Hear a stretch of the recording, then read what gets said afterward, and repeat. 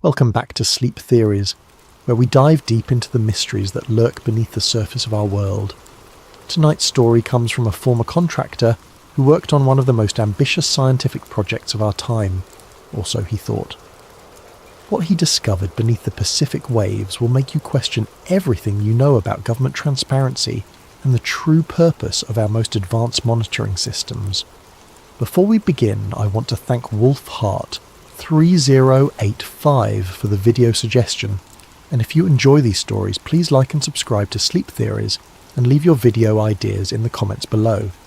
Now, let's descend into the depths of deception. My name doesn't matter anymore. What matters is what I saw during my 5 years working on the Ocean Observatory's initiative at Axial Seamount, 300 miles off the coast of Oregon. Everyone thinks they know the story. Scientists wired an underwater volcano to the internet, creating the world's most sophisticated real-time geological monitoring system. They even predicted eruptions with stunning accuracy.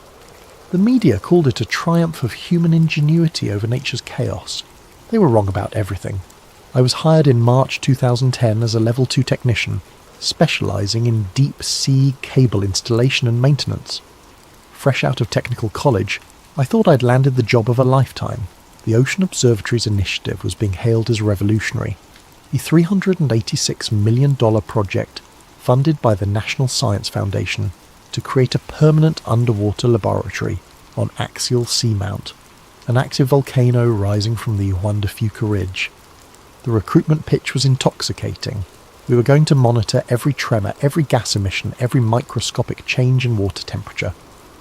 When Axial inevitably erupted again, it had blown in 1998 and was overdue, we'd capture data in real time through fibre optic cables stretching from the seafloor to shore.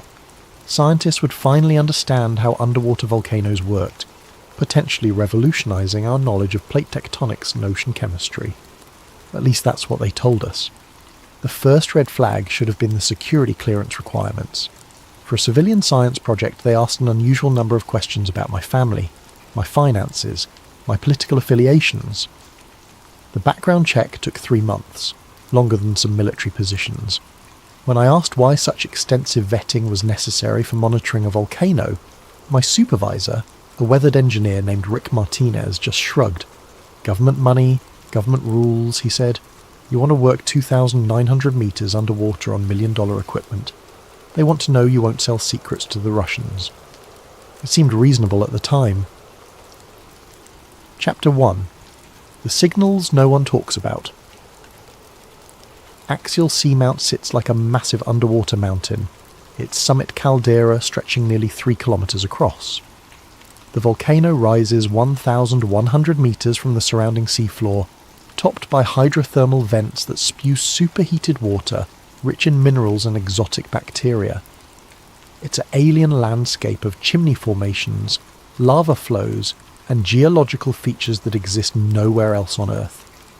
Our job was to turn this natural laboratory into the world's most sophisticated monitoring station. Teams of technicians worked in rotating shifts, some aboard research vessels, others in the main control center at the University of Washington. I split my time between both, but my specialty was the control room, monitoring the constant stream of data flowing through those fibre optic cables from 300 miles offshore. The control room hummed with quiet efficiency. Banks of monitors displayed real-time seismic readings, water temperature fluctuations, chemical compositions, and pressure variations. During my night shifts, I'd watch the gentle waves of normal geological activity, the slow breathing of a sleeping giant. Occasionally, small earthquake swarms would light up the displays and brief fireworks of yellow and orange traces. It was during one of these quiet nights in September 2010 that I first noticed something unusual. I was reviewing the day's sonar data when I spotted an anomaly buried in the routine readings. Most sonar contacts showed the expected geological features: rock formations, thermal vents, the occasional school of deep-sea fish. But this contact was different. It appeared as a series of regular geometric patterns moving across the seafloor near the northeastern rim of the caldera. The shapes were too uniform, too purposeful to be natural. They moved in coordinated formations at speeds that made no biological sense for deep-sea creatures. Most puzzling, they appeared and disappeared without warning, as if they could somehow mask their presence from our sophisticated detection equipment. I flagged the anomaly for review, as protocol required. The next morning I approached Martinez with the data. "Probably just equipment interference," he said without looking at the printouts. "These systems are still being calibrated. Discard anything that doesn't fit baseline parameters." "But the patterns are consistent," I insisted. "They show up in the same areas, following similar movement profiles. Shouldn't we at least—" "Jake." Martinez's tone carried a warning. "Your job is to monitor volcanic activity, geology, hydrothermal vents. Stick to what's on your clipboard, and you'll do fine here."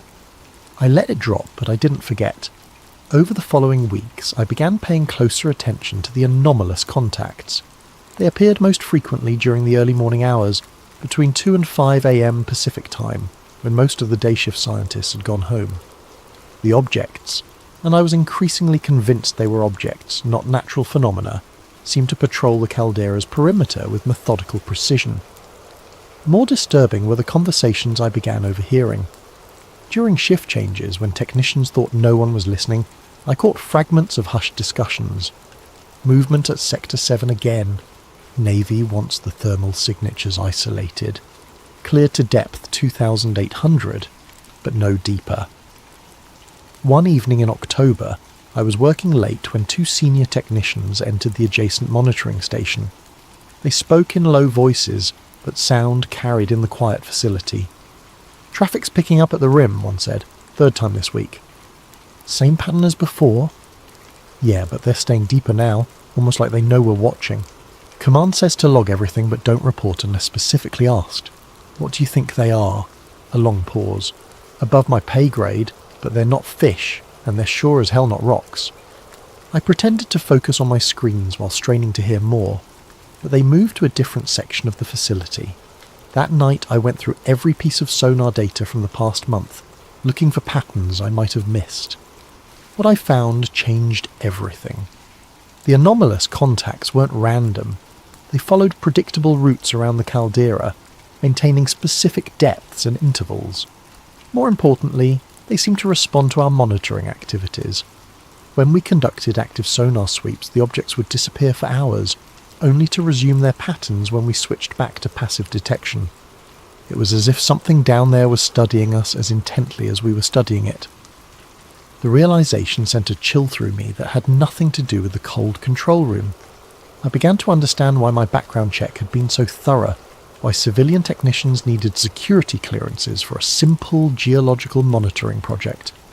We weren't just watching Axial's Seamount. Something else was watching it too, and the government knew. Chapter 2. A Classified Layer. The 2011 Axial eruption should have been our moment of triumph. Scientists had predicted it based on the steady inflation of the caldera floor, growing seismic activity, and changing chemistry in the hydrothermal vents. When the volcano began erupting on April 6, 2011, it seemed to validate everything the Ocean Observatory's initiative represented. I was on duty in the control room when the eruption began. The seismic displays exploded with activity as magma broke through the seafloor, creating new lava flows across the caldera. Water temperature sensors registered dramatic spikes as superheated volcanic material met cold seawater. It was exactly what we'd trained for, a real-time view of one of nature's most powerful forces. For the first 18 hours, everything proceeded according to our models. The public data feed streamed live volcanic activity to universities and research institutions worldwide. News outlets praised the project's success, interviewing scientists who described the unprecedented detail of our observations. Then, at 11:43 p.m. on April 7th, everything went dark. The official explanation came swiftly. Equipment failure due to extreme thermal conditions. All public data feeds were suspended while technicians assessed damage to critical monitoring systems. The blackout would last exactly 24 hours, after which normal operations would resume. But I was in the control room when the blackout began, and I saw what really happened. At 11:43 p.m, every display in the facility suddenly switched from live feeds to a static blue screen reading system maintenance, authorized personnel only. But our internal monitoring systems never stopped working. I could still see the seismic traces, still monitor the fibre optic cable integrity, still access the raw data streams flowing from Axial's sensors. What I saw during those 24 hours defied explanation. Instead of the expected volcanic signatures, the chaotic, powerful, but ultimately predictable patterns of erupting magma, the seismic displays showed something else entirely. For 6 hours, from midnight to 6 a.m. on April 8th, the readings looked less like geological activity and more like controlled detonations. The energy releases were too precise, too coordinated, occurring at regular intervals in geometric patterns across the seafloor. More unsettling were the sonar contacts. During the height of what everyone believed was a volcanic eruption, I tracked dozens of large objects moving through the water column at impossible speeds. They weren't volcanic debris, they moved with purpose, following coordinated flight paths that defied the chaotic currents of an active eruption zone. Around 3 a.m, Martinez appeared beside my workstation. I hadn't heard him enter. "Quiet night," he said, though the display showed anything but quiet. "The readings don't match the official eruption models," I replied carefully. "Should I log these discrepancies?" Martinez was silent for a long moment, studying the screens. Finally he said, "Jake, you've got a good eye and a sharp mind. That's going to serve you well in this job, or it's going to get you in serious trouble. The choice is yours." He walked away without another word. At 6 a.m. sharp, the displays returned to normal volcanic signatures, the chaotic, powerful patterns we expected from an erupting underwater volcano. The transformation was instantaneous, as if someone had thrown a switch. For the remaining 18 hours of the blackout, Axial behaved exactly like a textbook eruption. When public data feeds resumed at 11:43 p.m. on April 8th, scientists worldwide celebrated the unprecedented success of real-time volcanic monitoring. Papers were written, awards were given, and funding was secured for expanded operations. No one mentioned the 6 hours of impossible readings. No one discussed the coordinated detonation patterns or the high-speed objects. The official record showed a perfect volcanic eruption, captured in exquisite detail by cutting-edge monitoring technology. But I'd seen the raw data. I knew the public was getting a sanitized version of events. The next morning, Martinez pulled me aside before my shift began. "You did good work last night," he said. "Stayed focused, followed protocols. That's the kind of professionalism this project needs." "What about the anomalous readings? Shouldn't we investigate?" "There were no anomalous readings," Martinez interrupted. "The eruption proceeded exactly as predicted. Our equipment performed flawlessly, and the data confirmed our models. That's the official report, and that's what goes in your logs." He paused, studying my face. "Jake, this project is bigger than any of us. There are aspects of it that go beyond volcanic monitoring, aspects that require the highest levels of security clearance. You don't have that clearance, which means you don't need to know about those aspects. Your job is to monitor the volcano. Do that job well, and you'll have a long, successful career here. Start asking questions about things outside your purview, and you'll find yourself looking for work somewhere else." The message was clear. I had a choice: stay quiet and keep my job, or dig deeper and face consequences I probably couldn't imagine. I should have walked away then. I should have transferred to another project, found work with a different contractor, maybe gone back to school. Instead, I did something far more dangerous. I started paying attention to everything they didn't want me to notice. Chapter 3. The Navy's Secret Interest. The Naval Undersea Warfare Centre had an innocuous presence at our facility. 3 junior officers who officially served as liaison personnel to ensure military oceanographic interests were represented in the project. They kept to themselves, occupying a small office suite in the administrative wing, supposedly reviewing data for navigational hazard assessment. It was a lie. Over the months following the 2011 eruption, I began noticing patterns that revealed the Navy's true involvement. Military personnel had unrestricted access to all our monitoring systems, including feeds that were supposed to be classified above their clearance levels. They maintained their own data storage systems, parallel to but separate from the civilian project databases. Most tellingly, they received real-time notifications for specific types of anomalous readings, the same anomalies Martinez kept telling us to ignore. The breakthrough came in November 2011, when I accidentally received a misdirected email meant for Martinez. The sender was identified only as NUWC7, and the subject line read Axial Energy Pattern Analysis, Confidential. The email contained a series of technical diagrams that made my hand shake as I scrolled through them. The images showed Axial's caldera from above, overlaid with concentric circles and mathematical calculations. But these weren't geological surveys, they were blast radius projections. The calculations modelled various scenarios of controlled energy release at specific points around the volcano. Each scenario included projected shockwave propagation patterns, tsunami generation models, and potential damage assessments for coastal cities throughout the Pacific Rim. Seattle, Portland, San Francisco, Los Angeles, even cities as distant as Tokyo and Sydney were included in the analysis. One diagram particularly stood out. It showed a cross-section of Axial's magma chamber with multiple marked optimal insertion points for what the technical notes described as kinetic penetrator systems.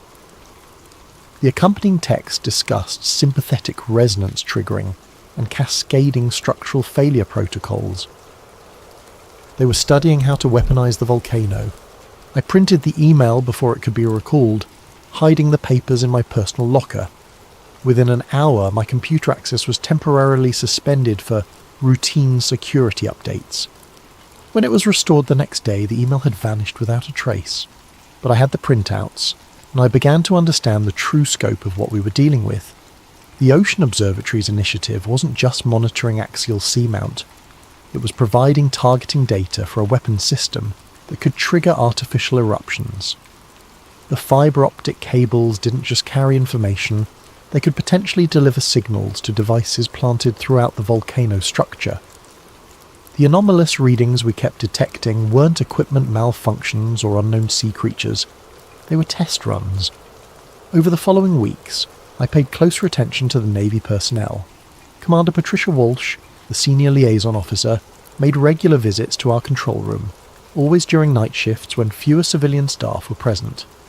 She would study our displays for specific types of seismic activity, taking notes on handheld devices that were never connected to our networks.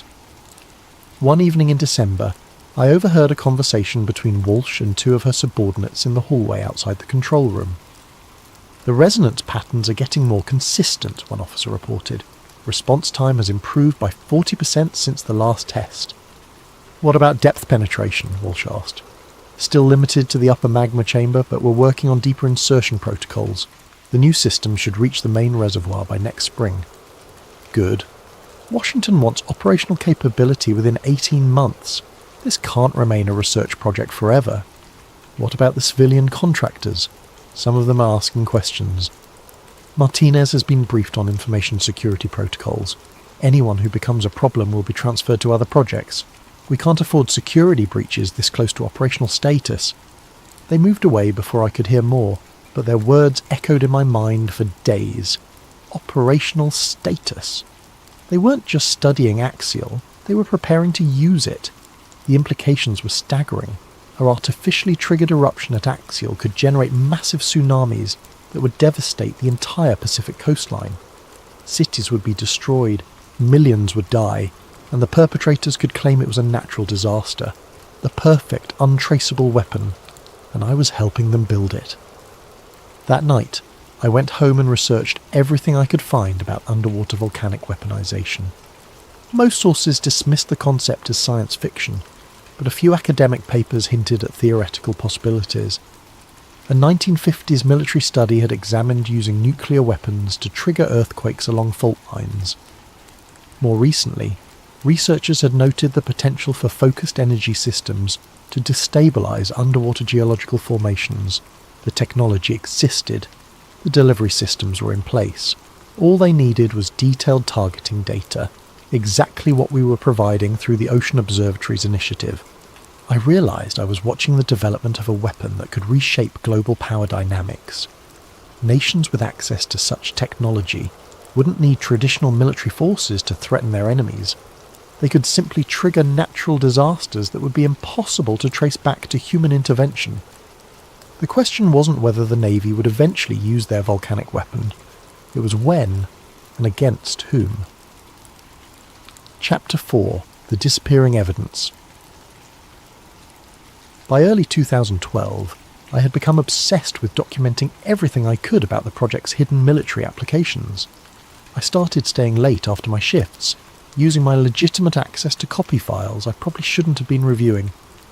I created encrypted backups on external drives, stored in a safety deposit box my supervisors didn't know about. The deeper I dug, the more disturbing the picture became. Financial records showed the Ocean Observatory's initiative was receiving funding from sources far beyond the National Science Foundation. The Defense Advanced Research Projects Agency had contributed $47 million through shell contractors. The Central Intelligence Agency had provided technical consultation services, worth another $23 million. Even NASA had quietly transferred funds, ostensibly for astrobiology research, related to the hydrothermal vent ecosystems. But it was the technical specifications that truly frightened me. Buried in subsystem documentation, I found references to variable acoustic resonance modules and deep penetration kinetic systems that had no apparent connection to volcanic monitoring. Cross-referencing part numbers led to defense contractors specializing in weapons guidance systems and seismic warfare applications. Most damning were the test logs. Starting in late 2011, teams had been conducting monthly calibration procedures that involved sending specific low-frequency acoustic pulses through the monitoring network. These pulses were precisely tuned to match the resonant frequencies of Axial's magma chamber, frequencies that could theoretically be used to destabilize the volcano's internal structure. Each test was more sophisticated than the last. Early procedures lasted only minutes and produced minimal seismic response. By the spring of 2012, the tests were running for hours and generating measurable tremors throughout the caldera. The progression was clear. They were learning to control the volcano's behavior through targeted acoustic manipulation. I documented everything, building a comprehensive archive of evidence that proved the Ocean Observatory's initiative was a cover for the development of volcanic warfare capabilities. My safety deposit box filled with hard drives containing thousands of files, photographs, and recorded conversations captured during late-night shifts. But I wasn't the only one who had noticed the project's true nature. In May 2012, I learned about Thomas Garrett, a former Level 3 technician who had worked on the initial cable installation.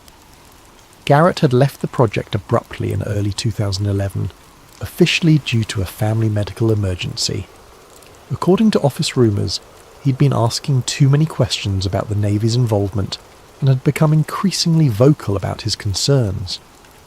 I tracked down Garrett's contact information and arranged to meet him at a diner in Portland, far from our facility. He was a nervous man in his 50s, constantly checking over his shoulder and speaking in hushed tones. "You need to be very careful," he warned me. "These people don't mess around." I tried to go public with what I knew, and they destroyed my life. Garrett told me about his attempts to contact journalists and government watchdog organisations. In every case, his stories were dismissed as the ramblings of a disgruntled former employee. Reporters who initially showed interest would suddenly stop returning his calls. Government offices would forward his complaints to the very agencies he was trying to expose. "The system is designed to protect itself," he explained. "They've got people everywhere, journalists, politicians, oversight committees. Anyone who might cause problems is either bought off, discredited, or neutralised." He showed me a folder of documents he had managed to save before leaving the project. Many were similar to what I had found, but some contained information that made me realise the true scope of the program. Axial Seamount wasn't the only volcanic system being weaponised. Similar monitoring networks were being installed at underwater volcanoes throughout the Pacific Ring of Fire. Hawaii's Kilauea, Indonesia's Krakatoa, Japan's Mount Fuji, dozens of sites were being prepared for potential artificial triggering. "They're building a global arsenal," Garrett said. "Any country that steps out of line can be hit with a natural disaster. that can't be traced back to us. It's the perfect weapon, untraceable, devastating, and completely deniable. But Garrett's most chilling revelation was about the timeline. They're planning to go operational within 2 years, he told me. The first tests will be small, maybe triggering minor eruptions to fine-tune their systems. But once they've perfected the technology, they'll have the power to reshape the entire global balance. When I returned to work the next Monday, I found my access credentials had been revoked. Martinez explained it was routine security maintenance, but I noticed additional military personnel around the facility. My workstation had been relocated to a different section of the control room, and my assignment had been changed from monitoring to administrative data entry. The message was clear. They knew I had been investigating. Over the following weeks, I was gradually isolated from sensitive operations. My shift assignments kept me away from the control room during critical monitoring periods. Technical discussion stopped when I entered rooms.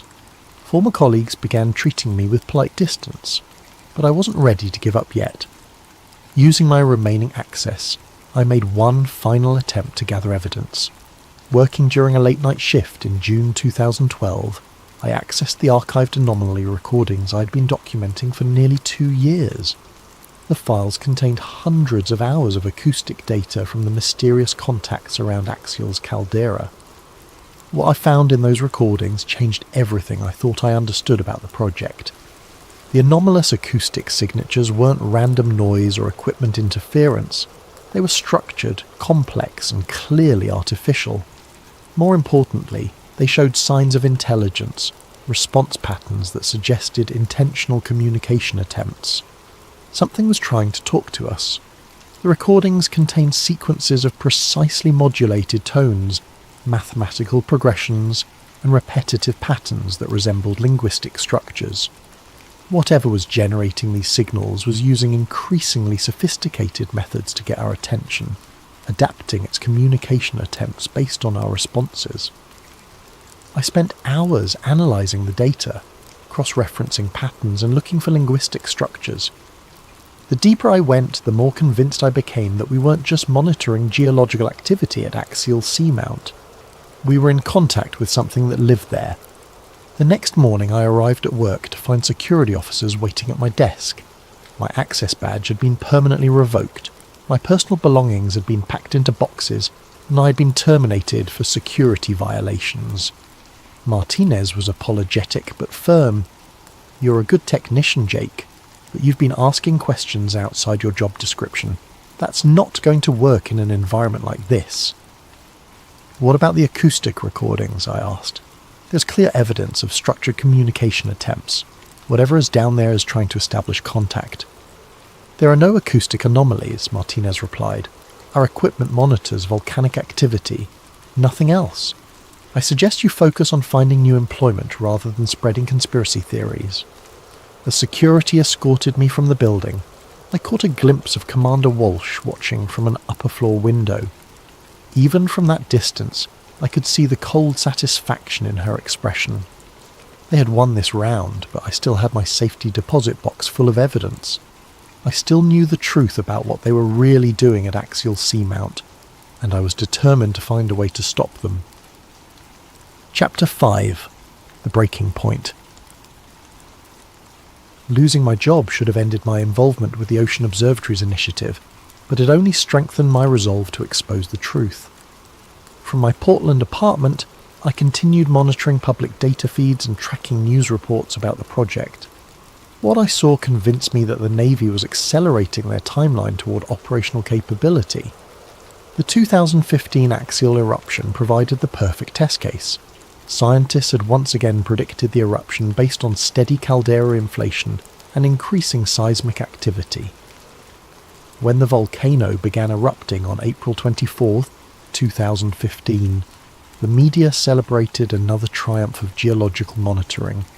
Real-time data streams showed the eruption unfolding exactly as models predicted.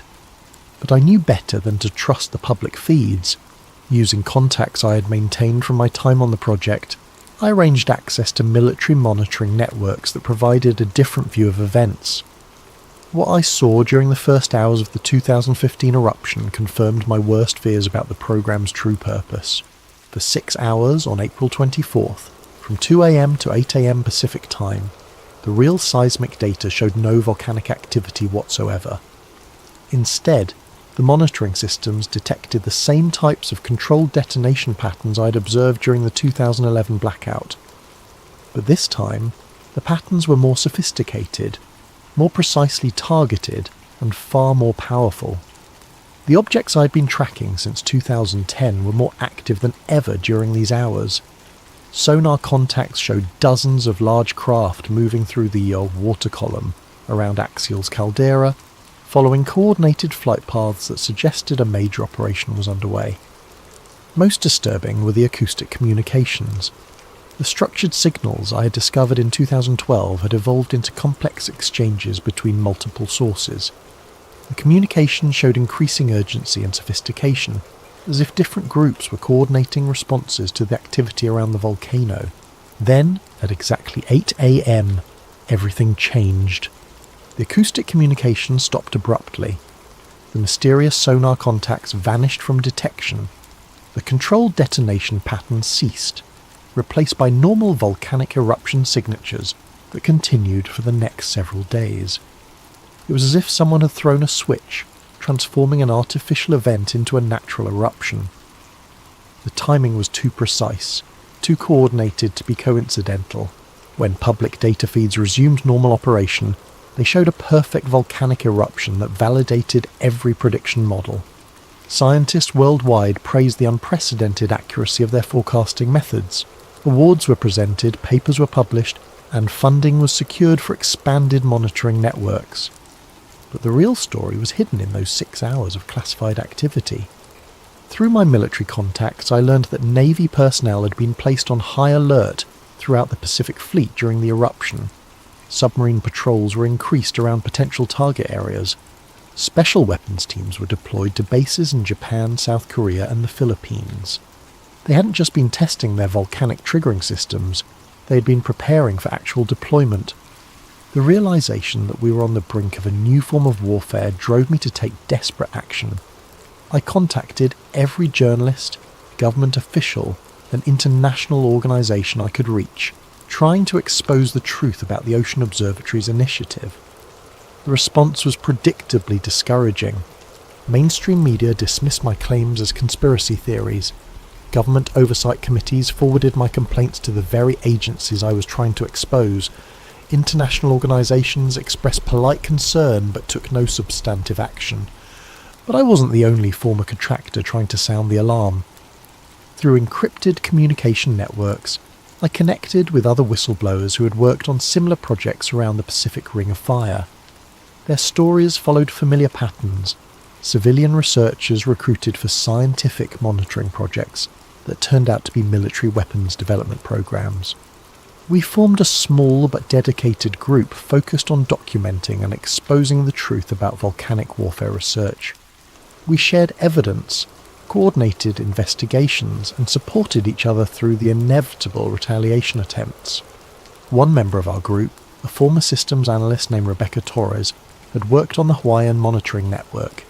She provided evidence that Kilauea's recent eruption patterns were being artificially manipulated using acoustic resonance systems similar to those deployed at Axial.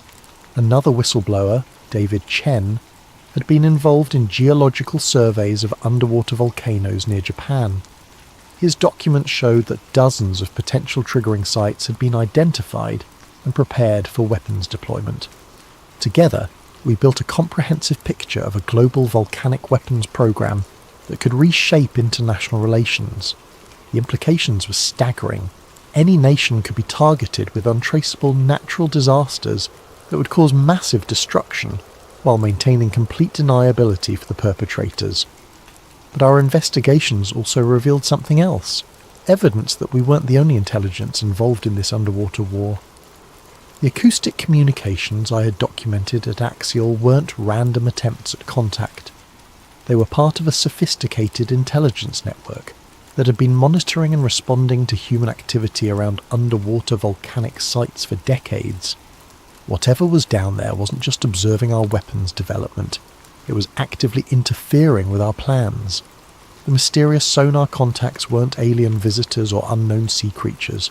They were representatives of an intelligence that had been sharing the deep ocean with us far longer than we realized, and they were becoming increasingly concerned about our military activities in their domain.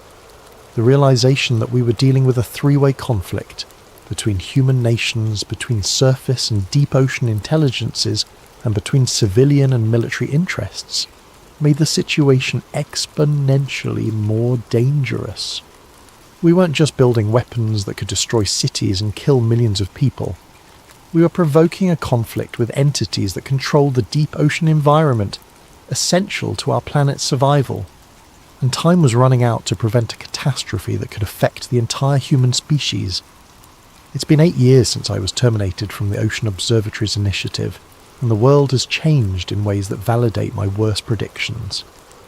Natural disasters have become increasingly frequent and devastating. Underwater volcanic activity has intensified around the Pacific Ring of Fire. Geopolitical tensions have escalated as nations struggle to understand the changing dynamics of oceanic warfare. The mainstream media still treats volcanic weaponization as science fiction, but those of us who worked on these projects know better. The technology is real, the weapons are operational, and they're being deployed with increasing frequency. The 2018 Indonesian tsunami that killed over 400 people, the seismic signature was consistent with artificial triggering. The 2019 volcanic activity in the Philippines that displaced hundreds of thousands, the timing coincided with major military exercises in the South China Sea, the 2021 eruptions in Iceland that disrupted global air travel. They occurred during a period of heightened tensions between NATO and Russia. Each event can be explained as natural geological activity, which is exactly the point. The perfect weapon leaves no fingerprints. But the most disturbing development has been the escalating conflict with the deep ocean intelligence I first detected in 2010. The acoustic communications have become increasingly urgent and widespread. The mysterious sonar contacts now appear at volcanic sites throughout the world's oceans, and their responses to human military activities have become more direct and aggressive. Recent satellite imagery shows massive disturbances around underwater volcanic sites that can't be explained by normal geological processes. Shipping lanes have been mysteriously disrupted by unexplained acoustic phenomena. Deep-sea mining operations have reported equipment failures that suggest deliberate sabotage. We're not just fighting each other anymore. We're fighting for control of an environment we barely understand, against entities we never knew existed.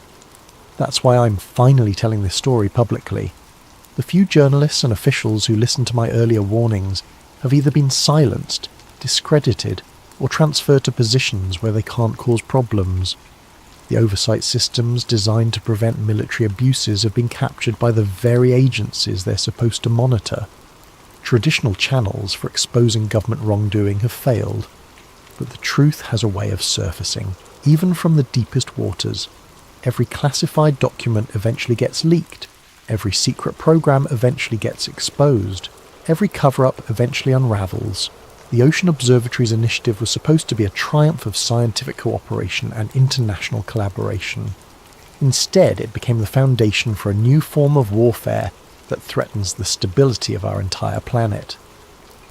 The deep ocean isn't empty space waiting for human exploitation.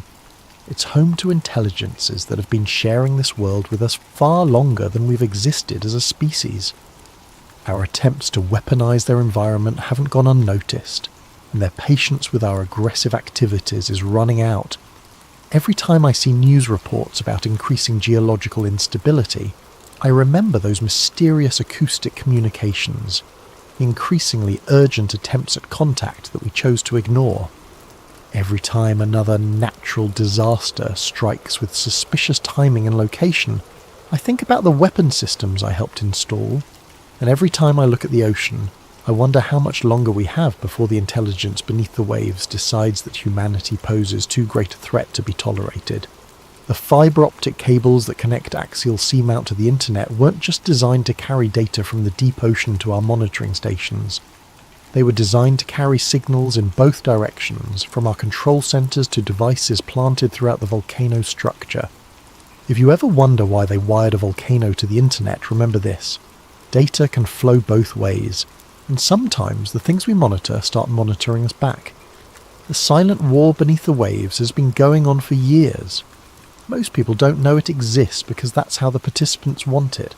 Hidden beneath thousands of feet of water, disguised as natural phenomena, dismissed as conspiracy theories by those who benefit from the secrecy. But the war is real, the weapons are operational, and the stakes couldn't be higher. What happens next depends on whether humanity can find the wisdom to step back from the brink, before we trigger a conflict that none of us can survive. The deep ocean is vast, ancient, and patient.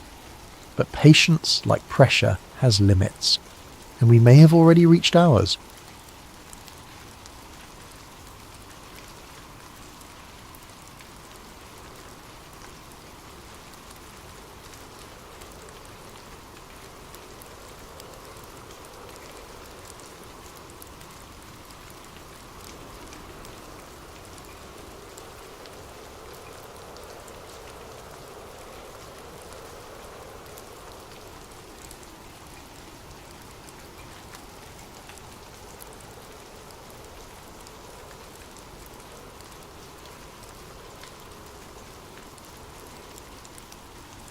What if the most powerful secret society in the world wasn't hiding their evil plans, but keeping something far worse from awakening? Tonight's chilling tale takes us deep into the redwood forests of California, where ancient rituals and modern power collide in ways you never imagined. Special thanks to Langauman for suggesting this spine-tingling concept. If you have ideas for future stories, drop them in the comments below. And if you're enjoying these midnight journeys into the unknown, don't forget to like and subscribe to Sleep Theories for more tales that blur the line between conspiracy and nightmare. The envelope arrived on a Tuesday morning, slipped between my electric bill and a stack of rejection letters from publishers who wouldn't touch my work anymore. Plain white paper, no return address, postmarked from San Francisco but feeling like it had travelled much farther than the 300 miles from the city. My name was written in careful block letters across the front. ALEXMORGAN.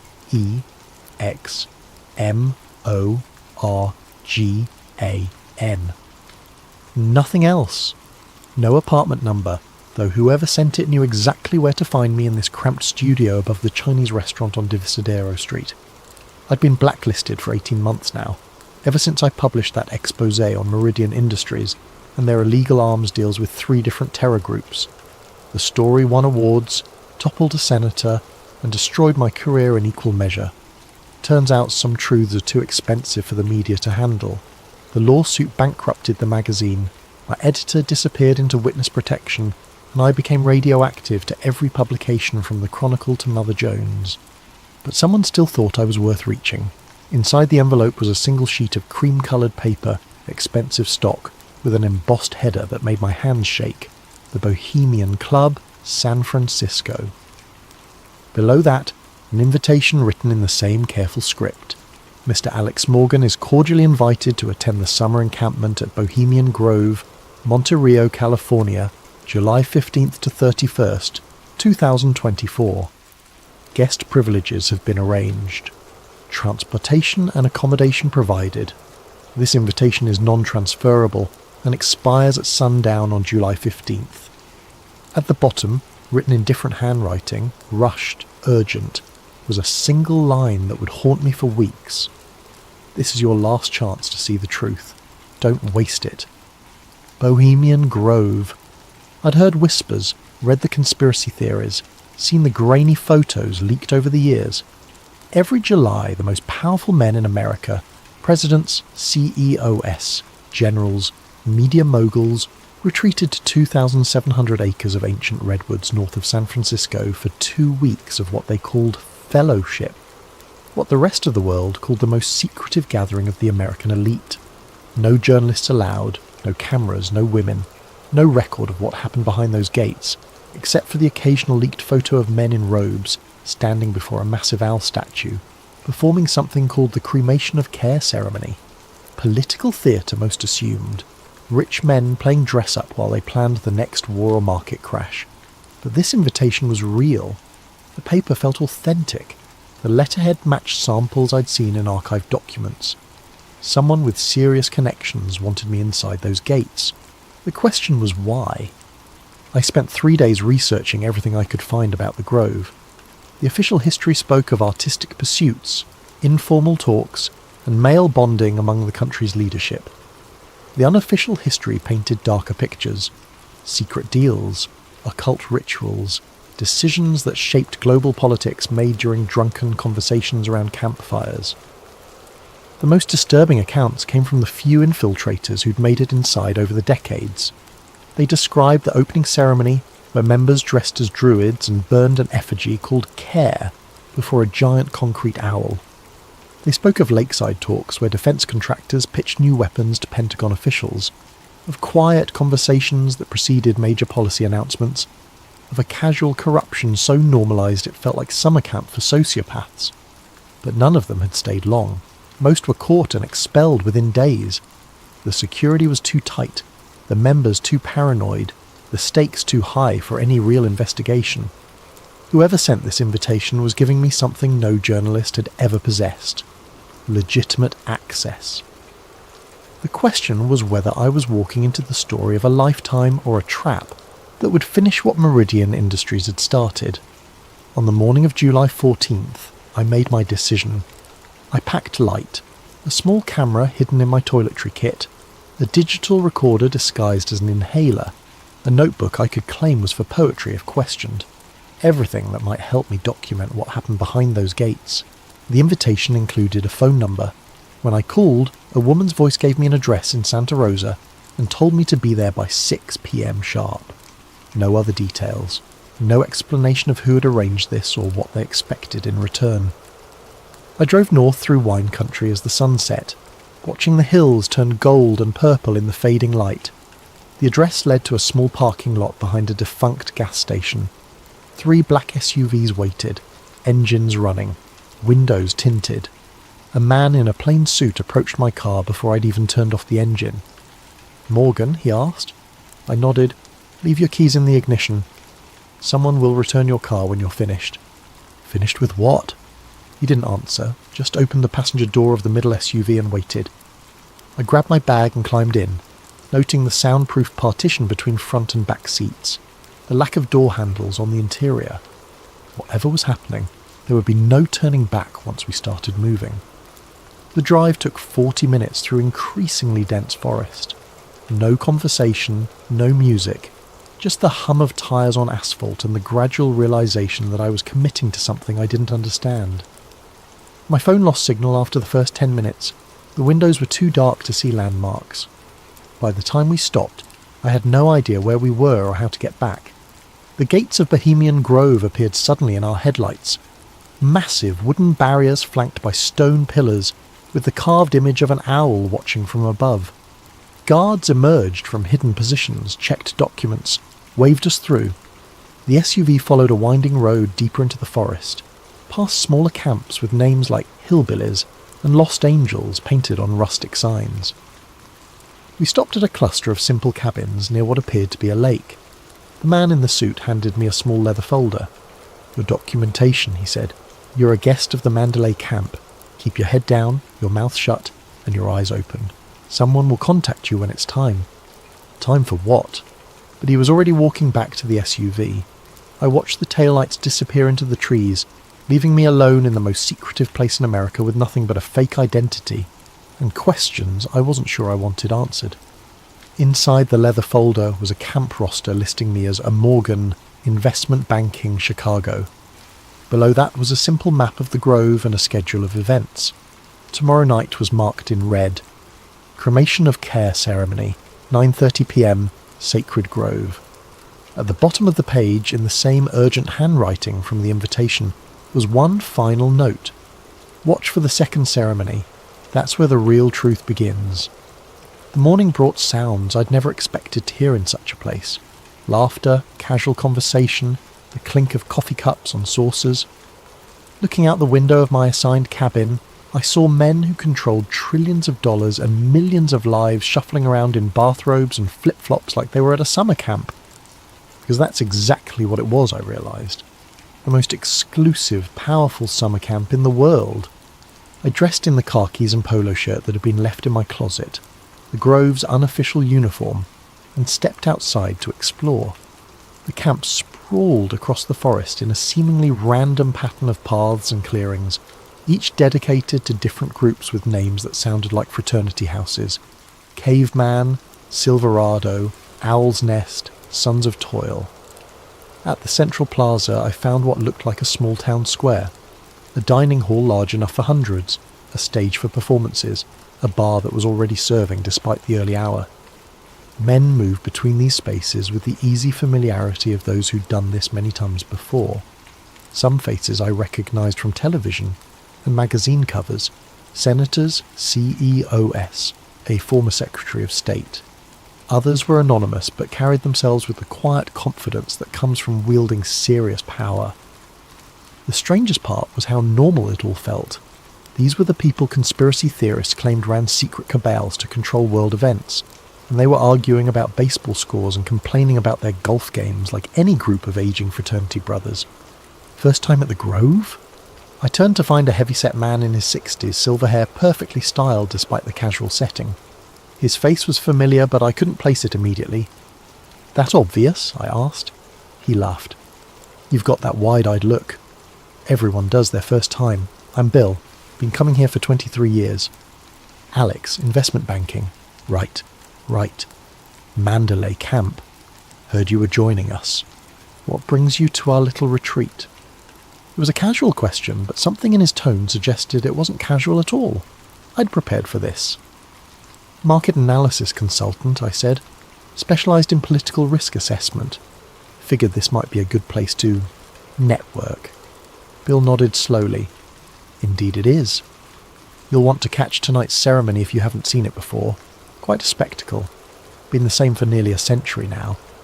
The owl thing, cremation of care. Beautiful tradition. Helps everyone leave their worries behind, focus on fellowship." He paused, studying my face. "Though I suspect you might find other aspects of our gathering more professionally relevant." Before I could ask what he meant, Bill was walking away, leaving me with the distinct impression that I'd just passed some kind of test. I spent the day observing, noting the casual interactions between men whose public relationships were supposedly adversarial. A Democratic senator sharing drinks with a Republican defense contractor, a tech CEO deep in conversation with someone I was pretty sure ran the NSA, a former president holding court near the lake, surrounded by media executives who hung on his every word. This was where real policy got made, I realised. Not in committee meetings or official negotiations, but in these informal moments between men who'd known each other for decades. The Grove was a lubricant for American power, a place where opposing sides could find common ground away from cameras and constituents. As afternoon turned to evening, the atmosphere shifted. Conversations became more hushed, more urgent. Staff members appeared with cases of equipment I couldn't identify. The lake area was cordoned off with rope barriers. Whatever was happening tonight, it was bigger than casual networking. At sunset, I joined the stream of men walking toward the sacred grove, a natural amphitheatre carved into the hillside dominated by the famous owl statue. 40 feet tall, carved from concrete, with burning eyes that watched over everything. Hundreds of folding chairs faced a small stage where men in hooded robes were preparing props I couldn't make out in the growing darkness. The ceremony began with music. A choir hidden in the trees, singing something that sounded like a funeral dirge. Then came the procession. 24 men in flowing robes, carrying torches, escorting what appeared to be a small coffin draped in black cloth. A voice boomed from speakers hidden throughout the forest, narrating the death of Care and its cremation before the great owl. The robed figures placed the coffin on a pyre and set it ablaze while the choir reached a crescendo. Flames leaped toward the owl's glowing eyes as hundreds of the world's most powerful men watched in reverent silence. It should have been absurd. Grown men playing dress-up, performing amateur theatre in the woods. Instead, It felt genuinely eerie. Something about the ancient trees, the flickering shadows, the synchronized movement of so many people participating in a ritual most of them probably didn't fully understand. Then the lights went out. Not just the ceremonial flames, everything. The owl's eyes went dark, the hidden speakers went silent, even the subtle path lighting I'd barely noticed disappeared. We were plunged into absolute darkness, hundreds of men sitting in chairs carved into a hillside with no way to see where they were going. But instead of panic or confusion, there was silence. Complete unnatural silence. No one moved, no one spoke, no one even seemed to breathe. It was as if the entire gathering had been frozen in place. I waited for someone to call for help, for flashlights to appear, for the normal response to a power outage. Instead, I heard something that made the hair on my arms stand up. Footsteps. Measured, deliberate, moving through the crowd with impossible precision despite the darkness. The footsteps stopped near the front of the amphitheatre. Then came a voice, speaking in what sounded like Latin, words I couldn't understand but that seemed to resonate in my chest. Other voices joined in, creating a chant that built and built until it felt like the forest itself was vibrating with sound. This wasn't part of the official ceremony, this was something else entirely. The chanting stopped as abruptly as it had begun. A few seconds later the lights returned. Owl's eyes blazing, speakers crackling back to life, the master of ceremonies continuing his narration as if nothing had happened. The spell was broken, men began talking and moving again. The formal ceremony concluded with applause and casual conversation. But as we filed out of the sacred grove, I noticed something that chilled me. At least 24 men weren't heading back to the camps with everyone else. Instead, they were walking deeper into the forest, following a path I hadn't noticed before. All of them carried small flashlights, and all of them moved with the purposeful direction of people who knew exactly where they were going. I hung back, letting the main crowd pass, then followed the breakaway group at a distance. They were easy to track. The flashlight beams bobbed through the trees like fireflies, leading toward a part of the grove I hadn't seen on any map. The path wound uphill for nearly half a mile before opening into a smaller clearing I would never have found on my own. Here, hidden from the main camp by dense forest, was a second amphitheatre. Older, more primitive, carved from natural rock formations rather than built from concrete and steel. At the centre stood not an owl but a stone altar, covered with symbols I didn't recognise. The 24 men formed a circle around it, no longer in ceremonial robes but in simple black clothing. They were chanting again, but this time I could make out some of the words. English mixed with Latin, speaking of binding and containment, of keeping something sleeping, of maintaining the barriers that held back chaos. As they chanted, one man stepped forward with something I definitely hadn't expected to see. A wooden crate, old and weathered, marked with symbols and what appeared to be a date from the 1940s. This was the real ceremony. Everything at the sacred grove had been theatre for the masses. This was why I'd been invited, why someone wanted a journalist to witness what happened in the shadows of America's most secretive gathering. I pressed closer, trying to see what was in the crate, but the trees blocked my view. All I could make out were the chanted words, growing more urgent now, in the sense that something ancient and dangerous was being carefully, deliberately contained. Then one of the men looked directly at me. The man who spotted me was younger than the others, maybe 45, with the lean build of someone who stayed in shape despite spending his days behind a desk. In the flickering torchlight, I couldn't make out his face clearly, but his posture suggested military training. He raised a hand and the chanting stopped instantly. "We have a visitor," he said, voice carrying easily across the clearing. I considered running, but there was nowhere to go. The path back was too narrow, too winding, and I'd never find my way in the dark. Instead, I stepped forward into the light, trying to project confidence I didn't feel. "Alex Morgan," I said. "Mandalay Camp, I was just—" "You were just following us," the man interrupted. "Question is why?" An older man emerged from the circle, someone I now recognised as a former defence secretary, whose tenure had spanned 3 administrations. His presence here transformed this from concerning to terrifying. These weren't just wealthy eccentrics playing games. These were people who controlled military budgets and intelligence operations. "Show him," the Defence Secretary said simply. Two men stepped aside, giving me a clear view of the stone altar. The surface was covered with carved symbols that looked far older than anything else in the grove, spirals and geometric patterns that seemed to shift in the torchlight. The wooden crate sat at the centre, its lid partially open to reveal something that gleamed metallic in the flickering light. "Do you know what you're looking at, Mr. Morgan?" the Defence Secretary asked. I shook my head, not trusting my voice. "Project Owl," he continued, "started in 1943, continued in various forms ever since.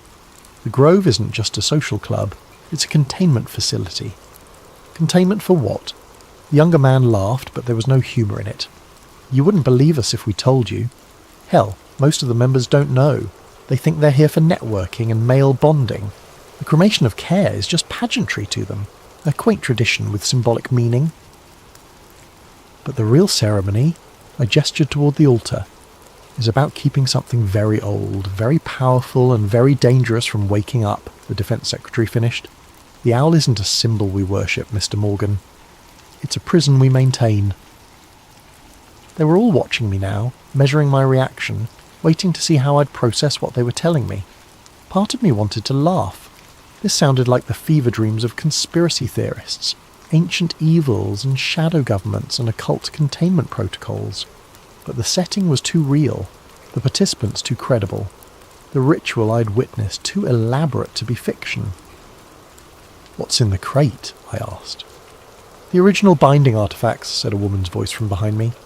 I spun around to find someone who definitely hadn't been there moments before. A woman in her 70s, silver hair pulled back severely, wearing clothes that managed to look both practical and expensive. Her presence violated everything I knew about the Grove's men-only policy. "Eleanor Hartwell," she said, extending a hand.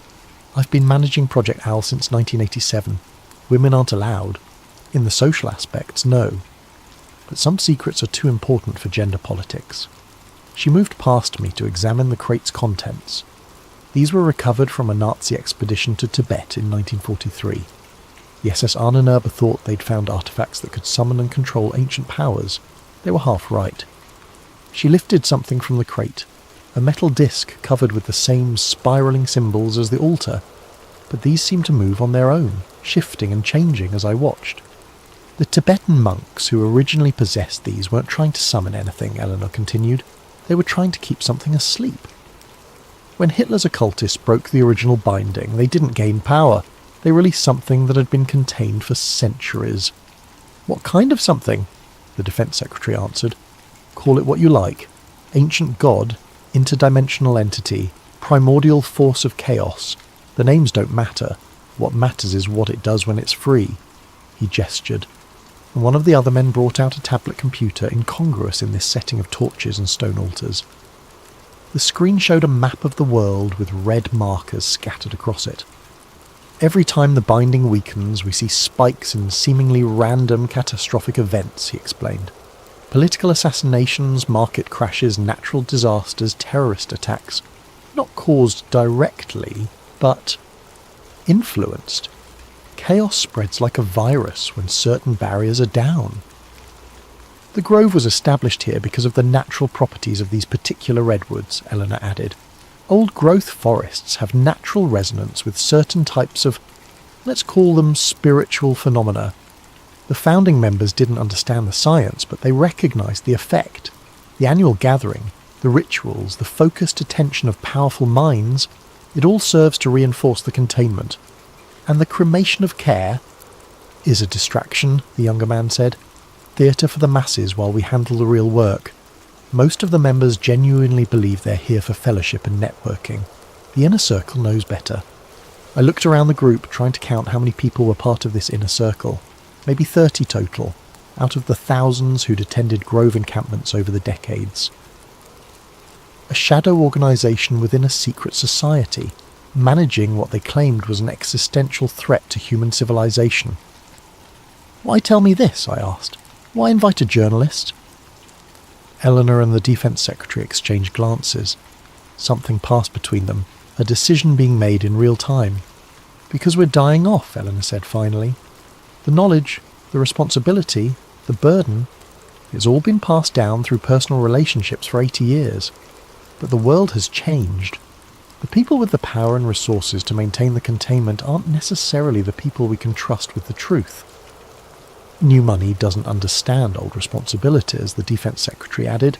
Tech billionaires, crypto moguls, social media executives, they have the influence we need, but they think everything can be solved with apps and algorithms.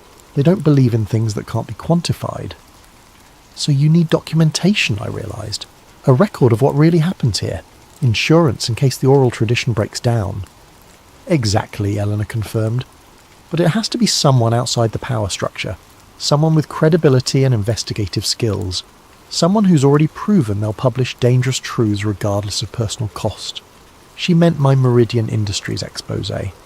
This was why I'd been blacklisted and then mysteriously invited. They needed a journalist who demonstrated willingness to sacrifice their career for a story. What happens if the binding fails completely? I asked. The group fell silent. Finally, the younger man spoke. Look at any period of sustained global chaos in human history. The fall of Rome, the Black Death, the world wars, the collapse of the Soviet Union. Times when multiple systems failed simultaneously, when cause and effect stopped making sense, when it felt like the world was coming apart at the seams. Those were natural historical processes. Were they? Eleanor interrupted. Or were they what happens when humanity loses the ability to maintain certain spiritual defences? The monks who originally bound this thing warned that it feeds on conflict and confusion. The more chaos it causes, the stronger it becomes, until the binding fails entirely. She returned the metal disc to the crate and closed the lid carefully. The ceremony you just witnessed reinforces the containment for another year, she said, but each time it gets harder. The original artifacts are degrading, the knowledge is fragmenting, and the world is changing in ways that make traditional approaches less effective. How long do we have? Unknown, the Defense Secretary admitted. Could be decades, could be years, could be tomorrow if something goes wrong. That's why we need someone on the outside, someone who can document not just what we do, but why we do it. Insurance for the future.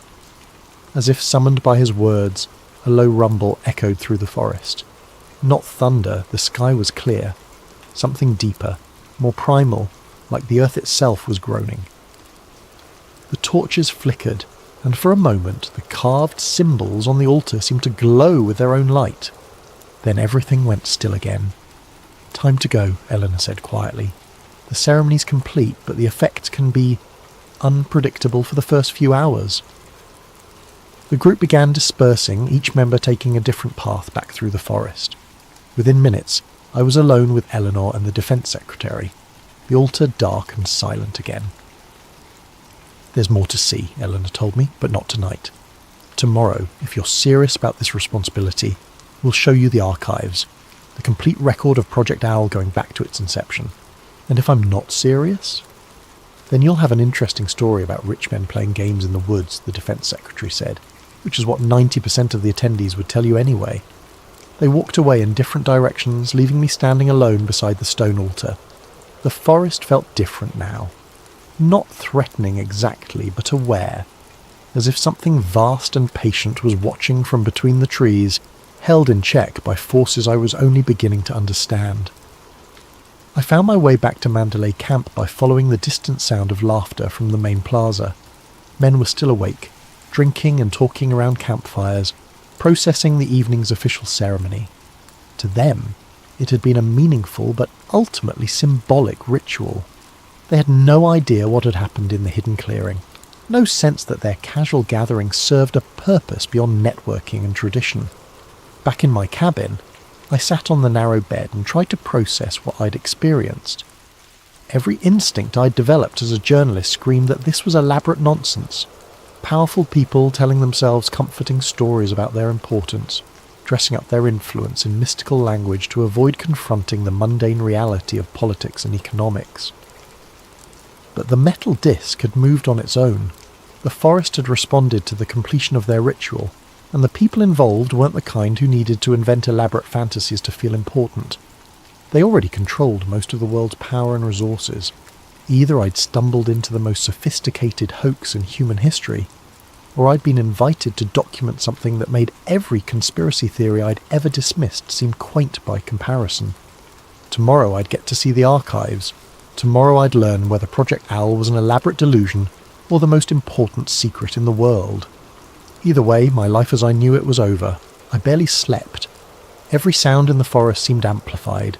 Branches creaking in the wind, night birds calling to each other, the distant murmur of late-night conversations from other camps. When I finally drifted off near dawn, my dreams were filled with spinning metal discs and watching eyes carved from stone. Eleanor found me at breakfast, appearing beside my table in the dining hall as if she'd materialised from thin air. In daylight, she looked like any other well-preserved socialite who might attend charity galas in Pacific Heights. The kind of woman whose presence at an all-male retreat would be explained as someone's eccentric aunt, who'd been grandfathered in through family connections. "Ready for the historical tour?" she asked, settling into the chair across from me. "Is that what we're calling it?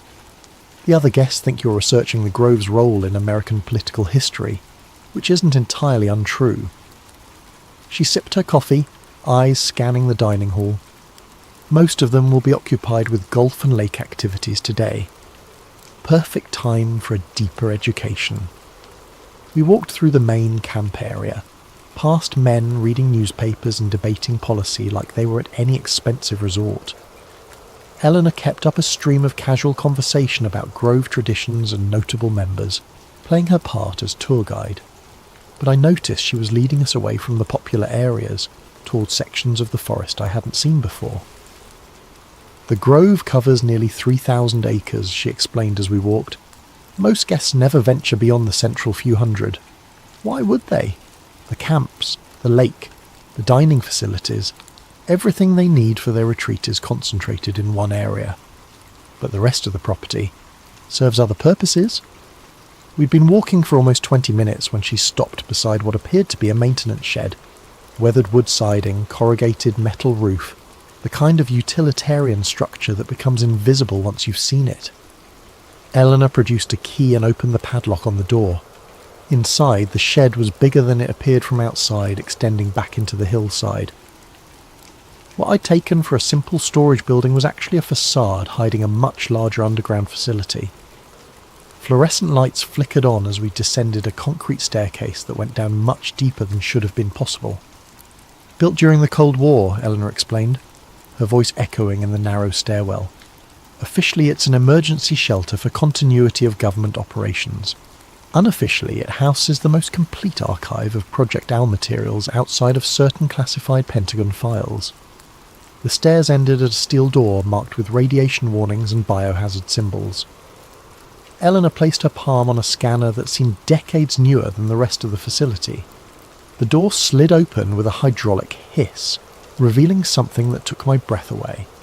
The archive stretched out in all directions, a vast underground chamber carved from the bedrock beneath the grove. Metal shelving units reached toward a ceiling lost in shadows, each one packed with boxes, files, artifacts and equipment I couldn't begin to identify. Climate control systems hummed quietly, maintaining perfect temperature and humidity for materials that spanned nearly 8 decades of secret research. "Welcome to the real history of the 20th century, Eleanor said. She led me past shelves of documents in German, Russian, Chinese, and languages I didn't recognise. Maps marked with symbols similar to what I'd seen on the altar. Photographs of archaeological expeditions to remote locations around the world. Technical specifications for devices that looked like they belonged in science fiction movies. After we recovered the original Nazi materials in 1943, President Roosevelt authorized a classified research program, Eleanor explained, pulling a thick file from one of the shelves. The scientists involved were initially skeptical. Einstein himself consulted on the project for 6 months before concluding that the artifacts operated according to principles beyond current physics. She opened the file, revealing handwritten notes in what I recognized as Einstein's distinctive script. Mathematical equations filled page after page, interspersed with frustrated observations about phenomena that violate fundamental assumptions about the nature of reality. What did he conclude? that the universe is far stranger than we assumed, and that consciousness might play a more active role in physical processes than anyone wanted to admit. Eleanor closed the Einstein file and pulled out another one marked Tibet Expedition 1944 to 1947. We sent teams back to find the original source of the artefacts, learn how the binding process actually worked. The photographs in this file showed Western archaeologists working alongside Tibetan monks in monasteries that looked untouched by modernity. But what caught my attention were the images of stone chambers carved deep into mountain faces, filled with artefacts identical to what I'd seen the night before. The monks weren't surprised to see us, Eleanor continued. They'd been expecting someone to come asking questions about what the Germans had stolen. According to their records, this wasn't the first time the binding had been broken and had to be re-established. How many times? At least 7 documented instances over the past millennium. Each time, the disruption led to a period of sustained chaos. Wars, plagues, social collapse. The monks developed their containment techniques through trial and error over centuries. She showed me translation documents, painstakingly decoded texts that described rituals similar to what I'd witnessed, but far more complex. The Tibetan methods involved dozens of practitioners working in carefully coordinated groups, maintaining the binding through constant vigilance and regular reinforcement ceremonies. The Grove's founders didn't understand the underlying principles, Eleanor admitted. They just knew that gathering powerful, influential people together for focused ritual activities seemed to have a stabilizing effect on certain phenomena. We moved deeper into the archive, past sections devoted to different decades of research. I saw files on the Cuban Missile Crisis, Vietnam War, Watergate, the fall of the Berlin Wall, all marked with notations about containment stress and binding fluctuations. Major historical events correlate with weaknesses in the containment, Eleanor explained. Sometimes the stress is caused by the events themselves. Global conflicts generate the kind of chaos that feeds the entity. Sometimes it's the reverse. Containment failures create conditions that make conflicts more likely. Chicken and egg. Exactly. Which is why prevention became our focus rather than reaction. She stopped at a section of the archive devoted to technology development. Here were prototypes of devices that looked decades ahead of anything I'd seen in the outside world. Machines that supposedly measured spiritual resonance and metaphysical field fluctuations. Computer models attempting to quantify something that traditional science insisted didn't exist. The hardest part has always been bridging the gap between ancient knowledge and modern capabilities, Eleanor said, picking up a device that looked like a cross between a spectrometer and a Geiger counter. The monks' techniques worked, but they required lifelong training and cultural conditions that don't exist in the modern world. We needed methods that could be implemented by people with day jobs and families.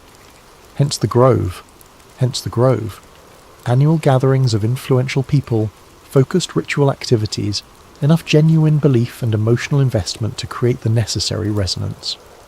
She set down the device and looked at me seriously. But it's a band-aid solution, and we all know it. The original binding required full-time practitioners working in optimal conditions. We're trying to maintain something incredibly complex and dangerous using part-time amateurs.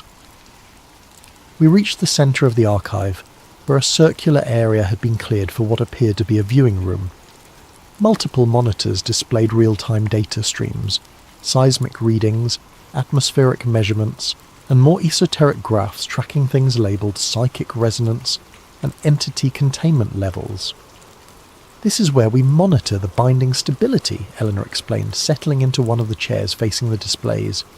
24 hours a day, 7 days a week. The moment something starts to deteriorate, we know about it. I studied the screens, trying to make sense of the constantly shifting data. One monitor showed a map of the world with coloured dots marking locations where anomalous events had occurred in the past 24 hours. Another displayed what looked like seismic data, but with patterns that seemed too regular to be natural earthquakes. What's the current status? Eleanor's expression grew grave. Declining. The binding has been weakening steadily for the past 15 years, accelerating in the past 5. We estimate maybe 2 to 3 years before complete failure becomes inevitable. What happens then? unknown. The historical records from previous binding failures are incomplete. The monks who witnessed them were usually dead within months, but we can make educated guesses based on pattern analysis. She pulled up another screen, this one showing a timeline of major global events overlaid with containment stability measurements. The correlation was undeniable. Every period of significant chaos in human history corresponded with dramatic drops in whatever they were measuring. Complete binding failure would likely trigger cascading system collapses, Eleanor continued. Political institutions, economic markets, social structures, all the complex relationships that hold civilization together become vulnerable when certain types of influence are unchecked. How bad are we talking? Best case scenario? A severe global recession coupled with widespread political instability, multiple government collapses, market crashes, social unrest spreading faster than any rational analysis would predict. And worst case? Eleanor was quiet for a long moment, studying the data streams that painted an increasingly grim picture of whatever they were monitoring. Worst case is the end of human civilization as we know it, not through nuclear war or climate change or any of the threats people talk about in public, through something much more fundamental, the breakdown of the psychological and spiritual structures that allow complex societies to exist. She pulled up historical records from previous binding failures, translated accounts from Tibetan monasteries that had witnessed similar events centuries earlier. The entity doesn't destroy through physical force, she explained. It works through consciousness, through the collective human capacity for cooperation and rational thought. When the binding fails completely, people lose the ability to trust institutions, to believe in shared values, to work together toward common goals. Everything falls apart from within. I stared at the monitors, watching real-time measurements of something that supposedly determined the fate of human civilization. The graphs showed steady decline across multiple indicators, punctuated by sudden spikes that corresponded to major news events I recognized from recent headlines. This is why you needed an outside journalist, I realized. The inner circle is dying off, and you need someone to document the whole system before it's too late. Partly. But there's another reason. Eleanor turned to face me directly. We think the traditional approach might be fundamentally flawed. What do you mean? The grove, the annual ceremonies, the networking among powerful elites. It all assumes that influence and authority are the same thing they were 50 years ago. But the world has changed. Real power increasingly lies with people who have no connection to traditional institutions. She pulled up another screen, this one showing social media analytics and internet traffic patterns. Modern influence is distributed, digital, and often anonymous. A teenager with a viral video can shape public opinion more effectively than a senator. Cryptocurrency traders can destabilize national currencies. Hackers can cripple infrastructure. The Grove model assumes that controlling government and corporate leaders gives you control over social stability. But it doesn't anymore. Exactly. Which means our containment strategy might be obsolete just when we need it most. Eleanor stood up, pacing between the monitors. We need new approaches, new methods, new people involved in the binding process. But we also need someone on the outside who can document everything we've learned, preserve the institutional knowledge in case our transition efforts fail. You want me to write the ultimate conspiracy theory article. I want you to write the truth. All of it. The complete history of Project Owl, the scientific evidence for non-physical phenomena affecting global stability, the methods we've developed for managing existential threats that most people don't believe exist. She led me to another section of the archive, this one containing dozens of film reels stored in climate-controlled cases. But first, you need to understand exactly what we're dealing with. The Nazi expedition that started all this documented their activities extensively. They filmed everything, convinced they were making history. Eleanor selected one of the reels and loaded it into a vintage projector that looked like it belonged in a museum. The screen flickered to life, showing black and white footage of men in SS uniforms working in what appeared to be a Tibetan monastery. Tibet, 1943, Eleanor narrated as the images played. The Ahnenerbe expedition, led by Heinrich Himmler's personal occult research division. They found what they were looking for, but they had no idea what they were actually dealing with. The film showed German archaeologists carefully removing artifacts from hidden chambers, documenting everything with scientific precision. But as they worked, the footage began to show anomalies, shadows that moved independently of their sources, equipment malfunctioning in ways that defied explanation, and in the faces of the expedition members, a growing sense of unease that became terror as the film progressed. "Watch what happens when they break the original seal," Eleanor said. On screen, the Germans used explosives to breach a stone chamber that had clearly been sealed for centuries. The moment the barrier cracked, the camera recorded something that made my skin crawl, a sound like wind rushing through tunnels, but with an intelligence behind it that felt actively malevolent. The expedition members began arguing, then fighting, then turning on each other with a violence that seemed to come from nowhere. Within hours of breaking the seal, half the team was dead, and the survivors were fleeing through the mountains carrying only the most portable artifacts. "They thought they'd found weapons," Eleanor explained as the reel ended. What they actually found was something that used them as weapons against each other. The surviving members of the expedition spent the rest of the war trying to develop countermeasures, but it was too late. The damage was already spreading. She loaded another reel, this one showing American soldiers in 1945 investigating what remained of German occult research facilities. General Patton's intelligence units found the Nazi research archives during the final push into Germany. Most of it was dismissed as mystical nonsense, but a few people recognized the potential strategic implications. The second film showed American scientists examining the artifacts that would eventually end up at Bohemian Grove, testing them with instruments that clearly couldn't measure what they were really dealing with. But the effects were undeniable. Personnel exposed to the artifacts began exhibiting erratic behavior, making increasingly irrational decisions, turning against colleagues and superiors without apparent cause. Project Owl was established to contain and study the artifacts while developing countermeasures, Eleanor continued. The Grove became the testing ground for large-scale containment techniques. And it worked. For almost 80 years, yes, but the binding requires constant maintenance, and each generation faces new challenges. She showed me more reels, documenting decades of research and development, scientists working to understand forces that couldn't be quantified, politicians unknowingly participating in rituals designed to maintain global stability, business leaders whose networking activities served purposes they never suspected. The most recent footage showed the Grove ceremonies I'd witnessed, but from multiple camera angles that revealed details invisible to casual observers. During the official cremation of care, sophisticated monitoring equipment tracked energy fluctuations that spiked dramatically during specific moments of the ritual.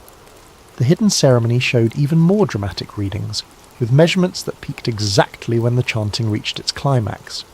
The science isn't complete, Eleanor admitted. We're still working with phenomena that exist at the intersection of consciousness and physics, in areas where traditional materialist approaches break down. But the effects are measurable, reproducible, and absolutely critical for global stability. Why hasn't any of this been published? Because publication would destroy the effectiveness of the countermeasures. The binding works partly because the participants believe in what they're doing, even if they don't understand the underlying mechanisms.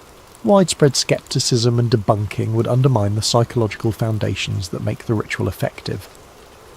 She gestured toward the monitors showing real-time containment data. But we're reaching a point where secrecy might be more dangerous than exposure. The traditional power structures that maintain the Grove system are fragmenting. New forms of influence are emerging faster than we can adapt, and the entity itself seems to be evolving, finding new ways to exploit modern communication systems and social networks. What are you asking me to do? Eleanor stopped the projector and faced me directly. Document everything. Learn how the system works, understand what's at stake, and prepare a complete record that can preserve this knowledge for future generations. Then help us figure out how to adapt these techniques for a world where power and influence operate according to completely different rules. And if I refuse? Then you'll have an interesting story about rich men performing rituals in the woods. You'll publish it, people will read it as entertainment, and the most important secret in human history will die with us. The monitors around us continued their steady tracking of forces I was only beginning to understand. Whatever they were measuring was declining steadily, and the implications of that decline were more terrifying than any conventional threat I could imagine. How long do I have to decide? The next phase of your education starts tonight, Eleanor said. We'll show you the complete film archive, introduce you to the current research team, and give you access to the real-time monitoring systems. After that, you'll understand exactly what's at stake. She began shutting down the projection equipment, preparing to leave the archive. But I should warn you, once you've seen everything, there's no going back. The knowledge becomes a responsibility, and that responsibility will follow you for the rest of your life. As we climbed back toward the surface, I tried to process what I'd learned. Either I'd stumbled into the most elaborate hoax in human history, or I was being invited to document something that made every conspiracy theory seem quaint by comparison. The shed above us looked innocent enough in the afternoon sunlight, just another maintenance building in a forest full of them. But beneath our feet lay evidence of forces that supposedly shaped the course of human civilization, monitored by people who carried the weight of secrets too dangerous for public consumption. Tomorrow night, I'd see the rest of the archive. Tomorrow night, I'd learn whether Project Owl represented humanity's greatest triumph or its most necessary deception. Either way, my life as I knew it was ending. The only question was what would replace it. Eleanor met me again at sunset, appearing beside my cabin as the dinner bell rang across the grove. Around us, members were gathering for the evening's entertainment, some kind of historical presentation about Grove traditions that would give us perfect cover for our real activities. "Tonight you see everything," she said simply. "The complete archive going back to the beginning. Fair warning, some of it isn't easy to watch." We took a different route to the underground facility, following maintenance paths that avoided the main camp areas. Eleanor moved with the confidence of someone who'd made this journey countless times, but I noticed she kept checking her watch with increasing frequency. "Are we on a schedule?" "The containment readings have been fluctuating all day," she explained. "Nothing critical yet, but we want to complete your education before the situation becomes complicated." The archive felt different at night. Emergency lighting cast harsh shadows between the shelving units, and the climate control system seemed louder in the darkness above. Eleanor led me to a section I hadn't seen before, where dozens of film canisters were stored in temperature-controlled cases. "Chronological order," she said, pulling out the first reel. "Tibet, 1943. This is where it all started." The footage was better preserved than I'd expected, considering its age. German expedition members documented their activities with scientific precision, filming everything from arrival at the monastery to the careful cataloguing of artefacts they found in hidden chambers. But what struck me most was the change in the expedition members themselves as the film progressed. They started as confident researchers, convinced they were recovering important historical artefacts for the Reich.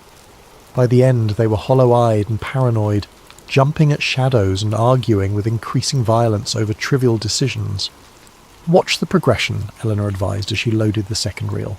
"The deterioration follows a predictable pattern." She was right. The expedition leader, who appeared calm and competent in early footage, gradually became erratic and suspicious. He began seeing conspiracies among his own team members, making accusations that had no basis in reality. Other team members developed obsessive behaviours, repetitive actions that served no logical purpose, but which they couldn't seem to stop. "The entity doesn't possess people in any dramatic sense," Eleanor explained. "It influences them, amplifies existing psychological weaknesses, makes rational cooperation increasingly difficult." The later reels showed the aftermath. German scientists attempting to study the recovered artefacts, unaware that exposure to them was affecting their judgment and behaviour. Research that started as methodical investigation devolved into fractured efforts as team members became unable to work together effectively. By 1944, the Nazi research program was in complete disarray, Eleanor said, loading footage from American intelligence units. Not because they lacked resources or expertise, but because the people involved had lost the capacity for organised, rational effort. The American footage was even more disturbing. Soldiers who'd participated in securing the German research facilities began exhibiting similar symptoms within weeks.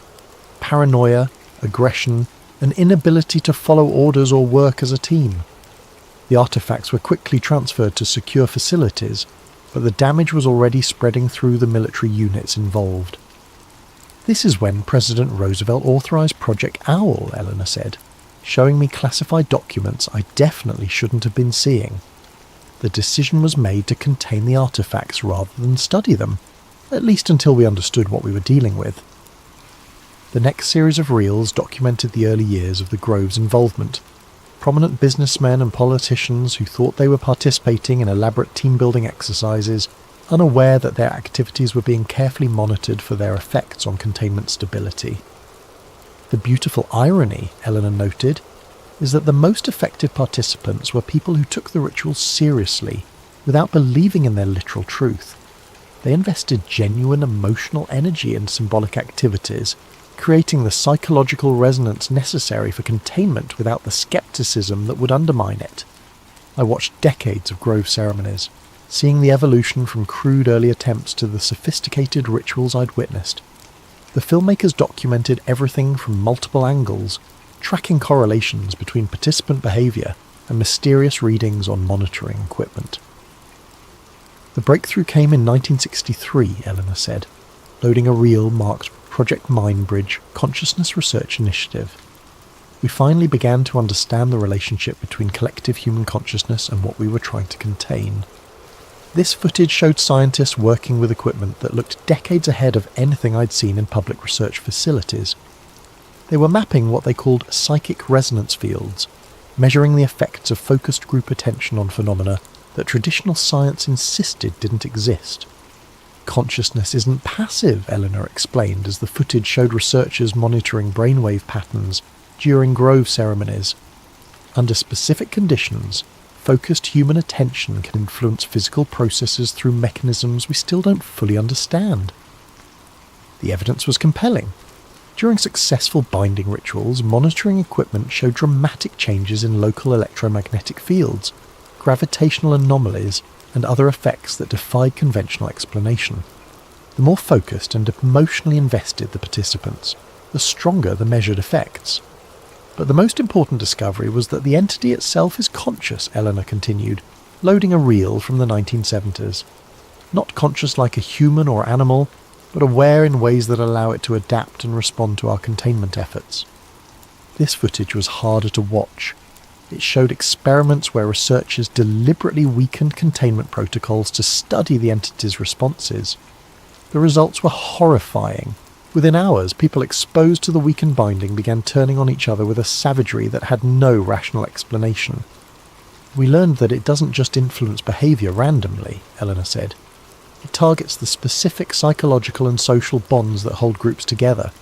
It makes people distrust authority, question shared values, abandon cooperation in favour of individual survival. The final series of reels brought the documentation up to the present day. Recent Grove ceremonies filmed with modern digital equipment, showing measurements that painted an increasingly dire picture.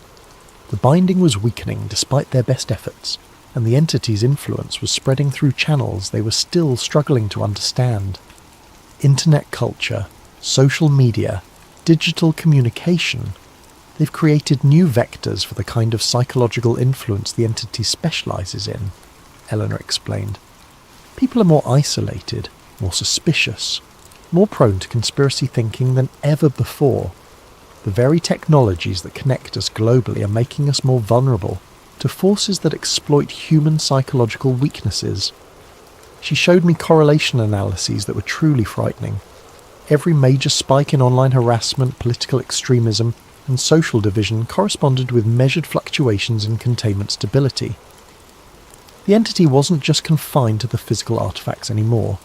It was spreading through digital networks, using human communication systems to amplify its influence. This is why traditional approaches aren't working, Eleanor said.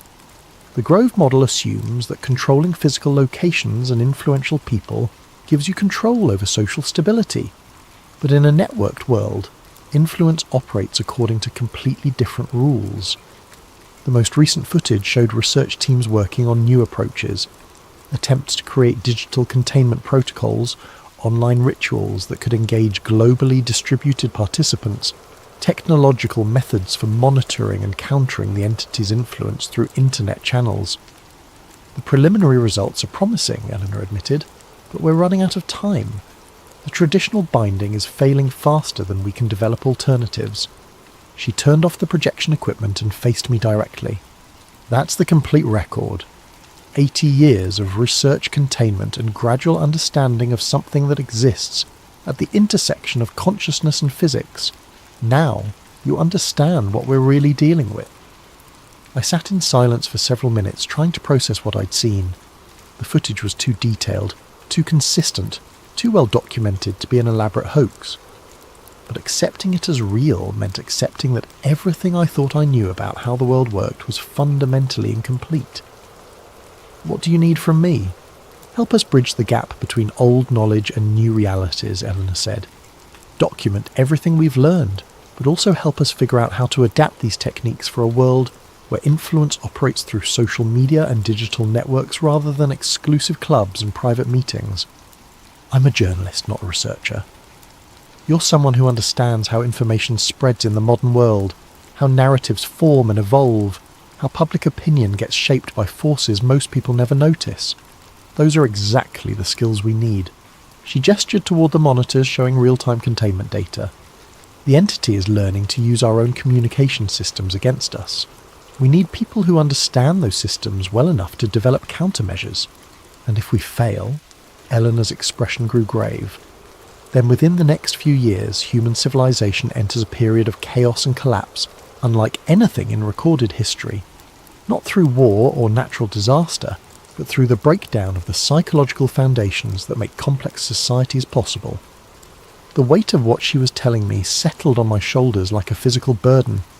If they were right, I wasn't just being offered the story of a lifetime, I was being recruited to help prevent the end of the world as we knew it. When do we start? Tomorrow, Eleanor said. But first, you need to see what happens when containment fails. We have one more reel to show you.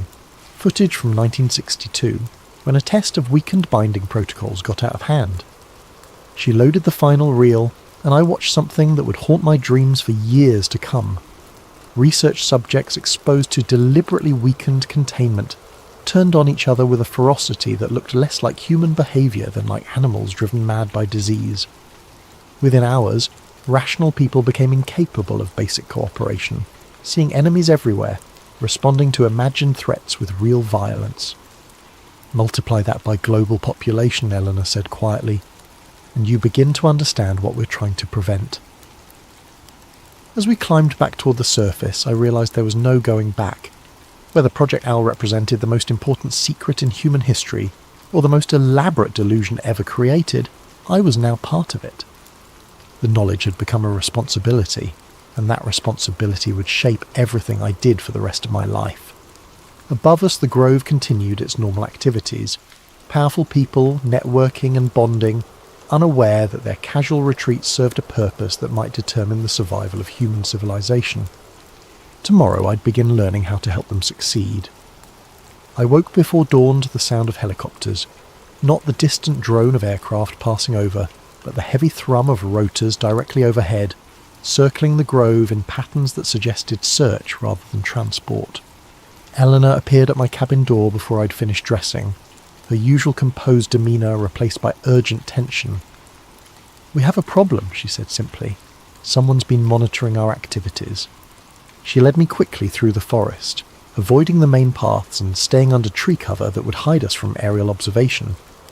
The helicopters were government aircraft, she explained, but not ones under Project Owl's control.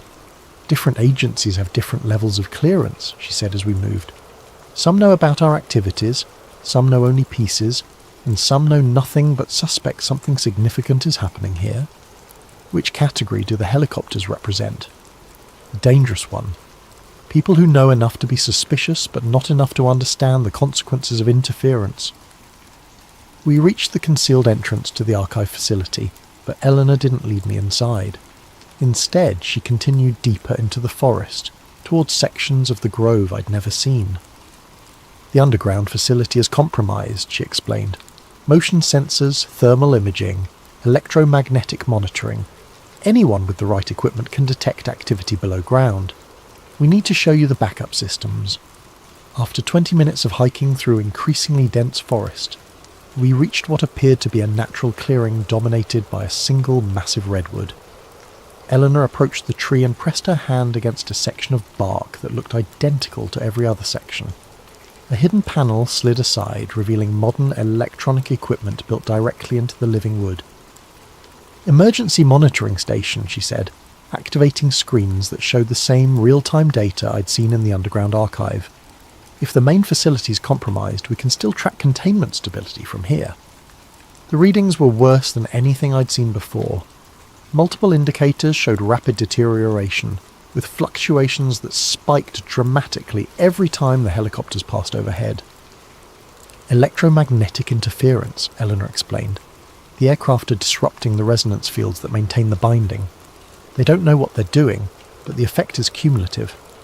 As if summoned by her words, one of the helicopters passed directly overhead, and the monitoring equipment registered a spike that made Eleanor curse under her breath. "We need to evacuate the sensitive materials," she said, beginning to shut down the equipment. "The original artifacts, the most critical research data, anything that can't be replaced." "Where?" "Secondary sites." We learned decades ago never to keep everything in one location. She finished securing the monitoring station and led me back toward the main camp. "But first, we need to get you away from here. If this goes wrong, you're the only person outside the project who knows the complete truth." We were halfway back to my cabin when the shooting started. Not gunfire, something else. The sharp crack of what sounded like electrical discharges. Through the trees, I could see flashes of light that had nothing to do with the helicopters overhead. "What is that?" Eleanor grabbed my arm, pulling me behind the massive trunk of an ancient redwood. "Containment failure. The electromagnetic interference pushed the binding past critical thresholds." The flashes were coming from the direction of the sacred grove, where the official ceremonies took place. But these weren't artificial lights. They looked like lightning, but moving in patterns that defied any natural explanation.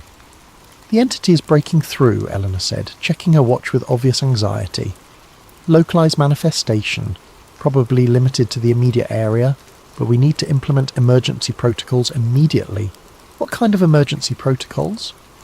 Before she could answer, a man appeared through the trees, one of the Grove members I'd seen at the dining hall, but changed in ways that made my skin crawl.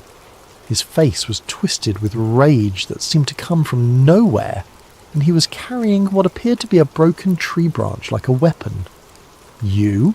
he said, focusing on Eleanor with hatred that was obviously irrational. You're the one who's been lying to us." Eleanor stepped back, keeping the tree trunk between herself and the approaching man. "George, you need to get back to your cabin. You're not thinking clearly." "Thinking perfectly clearly for the first time in years," George replied, raising the makeshift weapon. "Seeing through all the lies, all the manipulation. You people think you can control us, think you can use us for your games." He swung the branch at Eleanor's head with murderous intent. She dodged, but barely, and I realised with growing horror that we were seeing the entity's influence in real time. George wasn't just angry. He was completely detached from normal human empathy and reason. "This is what happens when containment fails," Eleanor said quietly, pulling me deeper into the forest. "People lose the capacity for rational cooperation. They see enemies everywhere, respond to imagined threats with real violence." Behind us, George was joined by others, Grove members who transformed from networking politicians and businessmen into something that barely resembled human beings. They moved with pack mentality, communicating through gestures and sounds that suggested intelligence but not consciousness as I understood it. How do we stop it? "Emergency binding ritual," Eleanor said, leading me toward another concealed facility. "But it requires specific people in specific locations, and we're running out of time." The facility she brought me to was smaller than the main archive, but clearly designed for crisis situations. Emergency supplies, backup communication equipment, and most importantly, a collection of artifacts identical to the ones I'd seen in the underground chamber. "Portable containment kit," Eleanor explained, gathering materials with practiced efficiency. "The ritual can be performed anywhere, but it's less stable than the permanent installation, She handed me a metal disc covered with the same spiralling symbols I'd seen before, but this one felt warm to the touch and seemed to vibrate with energy I couldn't identify. "Hold this and think calming thoughts," she instructed. "Visualize peace, cooperation, people working together toward common goals. The binding responds to consciousness, but it requires focused intention from multiple participants." "I don't know how to do this." "You don't need training, you need belief. The entity feeds on conflict and suspicion. The binding requires the opposite: trust, cooperation, shared purpose." As she spoke, the sounds from outside grew worse. More Grove members had joined the pack hunting us, but their behaviour was becoming less and less human. They were making sounds that reminded me of wolves or wild dogs, communicating through methods that bypassed language entirely. "They're not possessed," Eleanor explained, setting up equipment that looked like a cross between a radio and a meditation altar. "They're influenced. The entity amplifies existing psychological weaknesses, selfishness, paranoia, aggression, until rational cooperation becomes impossible." "How long does it last?" "Without intervention, permanent. The changes become self-reinforcing, creating a cycle of escalating conflict that spreads to anyone exposed to the affected individuals." She activated the emergency equipment, and I felt the disc in my hands grow warmer. Around us, the air seemed to thicken, taking on the quality of electrical charge that precedes thunderstorms. "Now," Eleanor said, "focus on everything that makes human civilization possible. Trust between strangers, cooperation across differences, the willingness to sacrifice individual advantage for collective benefit." I tried to do what she asked, but the sounds outside made concentration nearly impossible. The hunting pack had found our location and was circling the facility, testing for weak points with animal cunning. "It's not working," I said. "It needs more participants," Eleanor admitted. "The emergency protocol requires at least 7 people working in coordination. I was hoping we could manage with 2, but the interference is too strong." As if responding to her words, the attackers began trying to break down the door, but their methods were wrong somehow.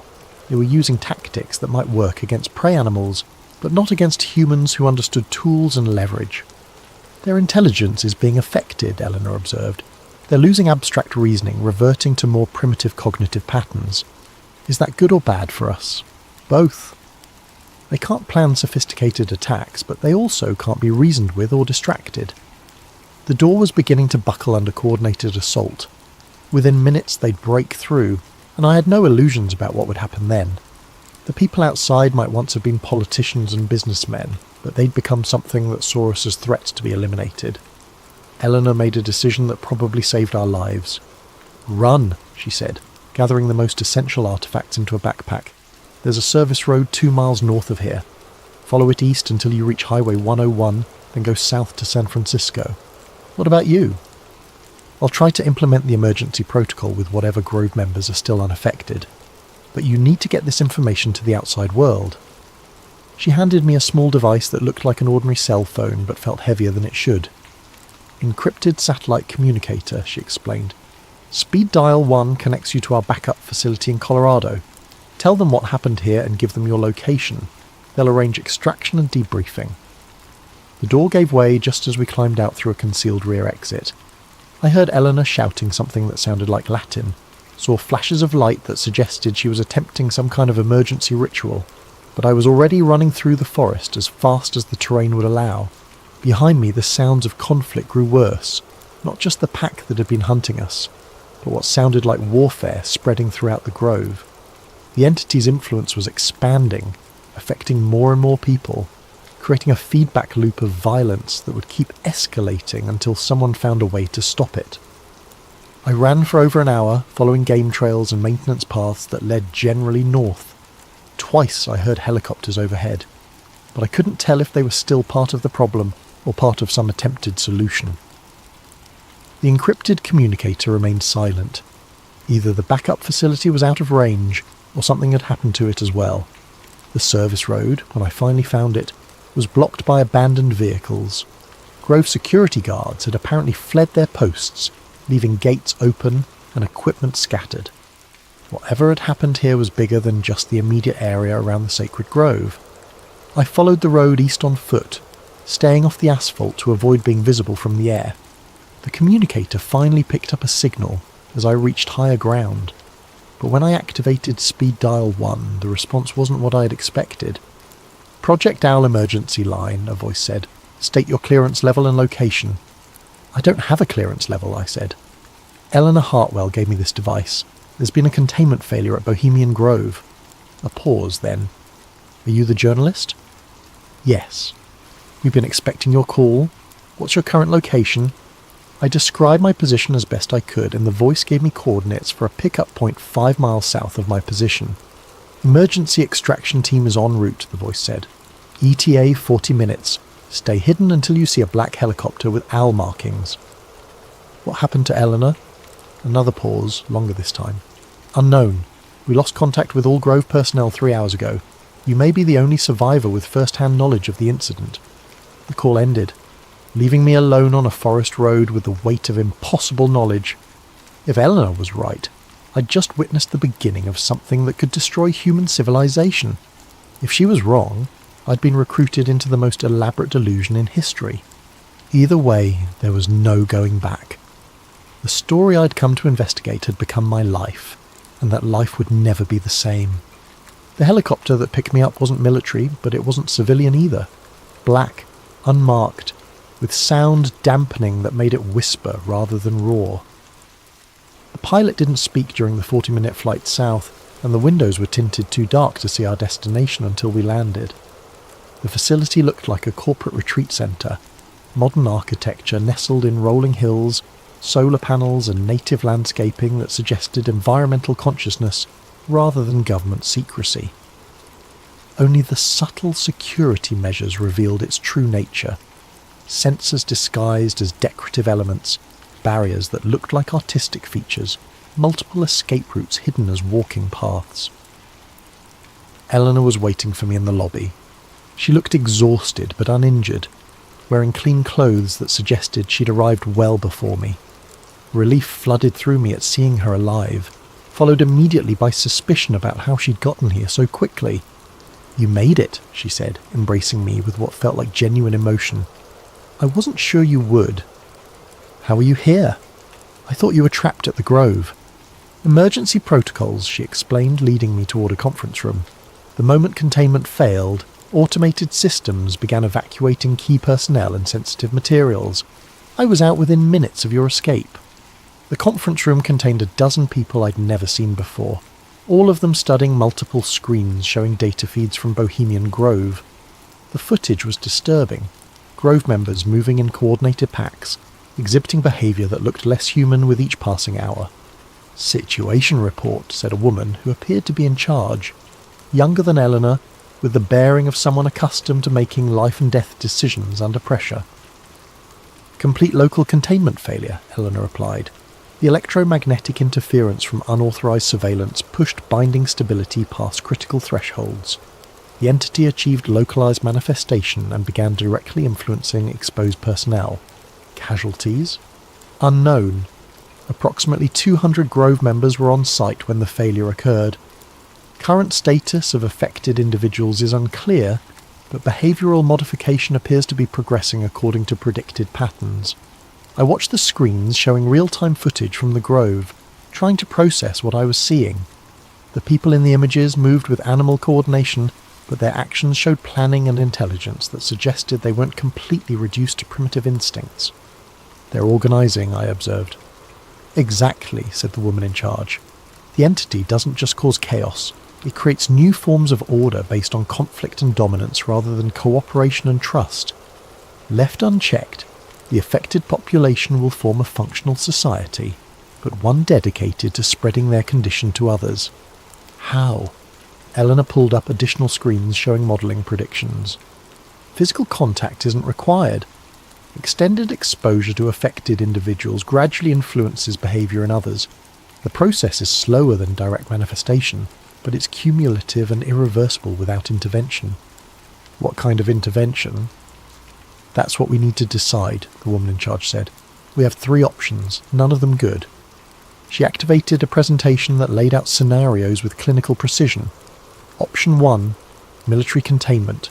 seal off the affected area, prevent anyone from leaving, wait for the situation to stabilise.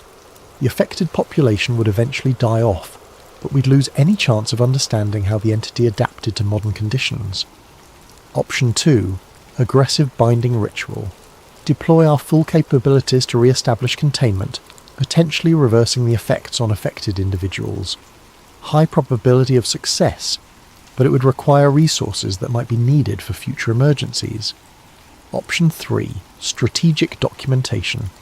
Allow the situation to develop while recording everything, learning how the entity operates in uncontrolled conditions. Massive risk of spread, but invaluable data for developing long-term countermeasures. The weight of what they were asking settled on me like a physical presence. These weren't abstract policy decisions. They were choices about the lives of people I'd shared meals with, conversations with, casual moments of human connection that now seemed impossibly precious. "What do you recommend?" I asked. "That depends on you," Eleanor said. "You're the only person who witnessed the complete sequence of events, the only outsider who understands what's really at stake. Your perspective could determine which approach we take." I studied the screens showing real-time surveillance of the Grove.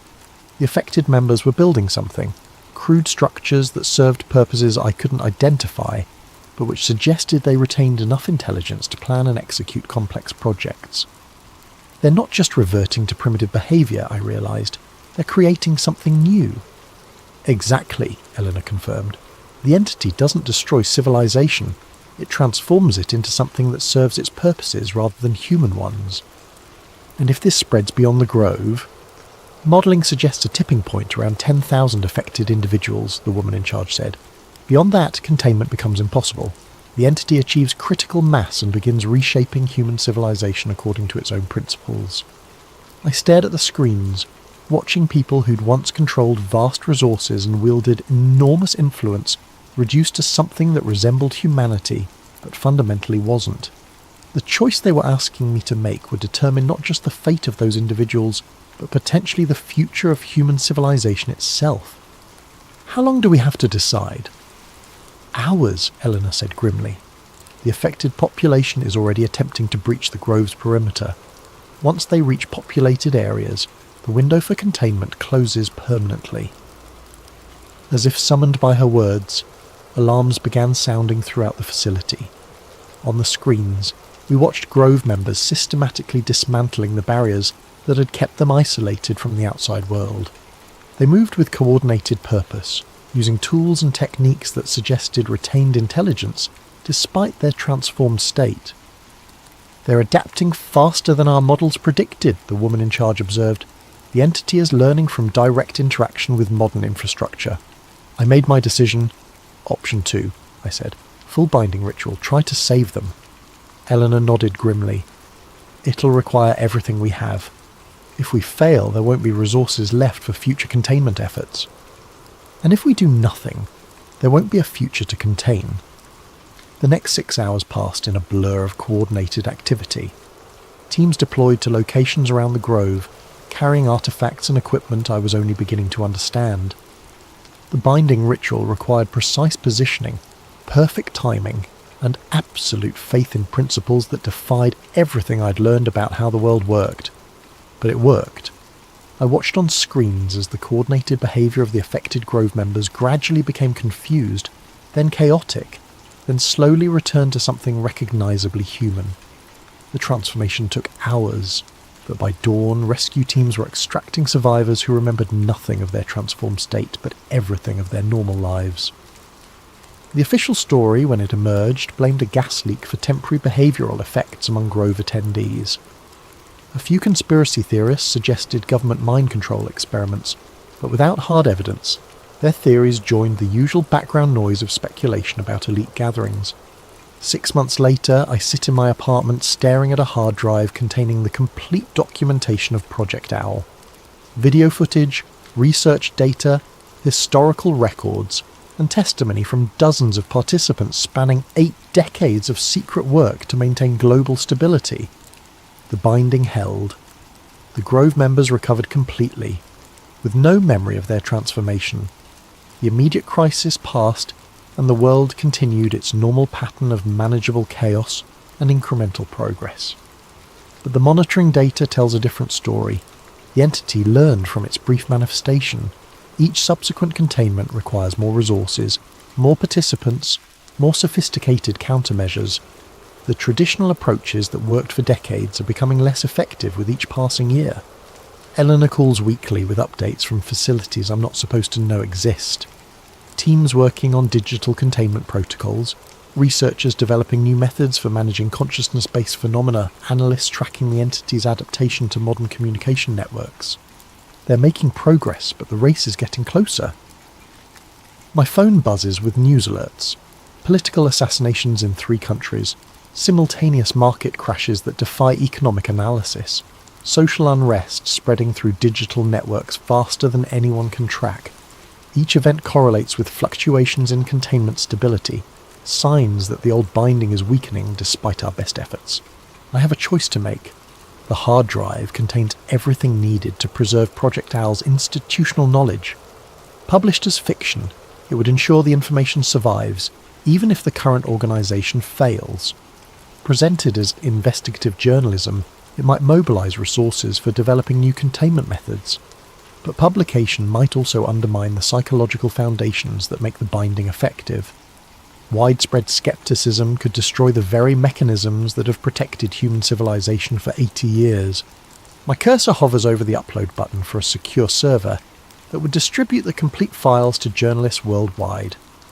With one click, I could expose the most important secret in human history, or I could delete everything and trust that the people carrying this burden know what they're doing.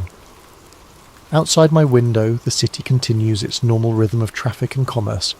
Millions of people living their lives unaware that the stability they take for granted depends on secrets too dangerous for public consumption. They don't know that their capacity for trust, cooperation and rational discourse is maintained by forces that most would dismiss as impossible. Maybe that's how it should be. Maybe some truths are too important to share. I close the laptop without making a decision, knowing I'll face the same choice tomorrow and the day after, and every day until either the binding holds permanently or everything falls apart. The hard drive sits on my desk like a loaded weapon, containing information that could save the world or destroy it, depending on how it's used. In the forest north of San Francisco, ancient redwoods continue their patient growth, sheltering secrets that predate human civilization.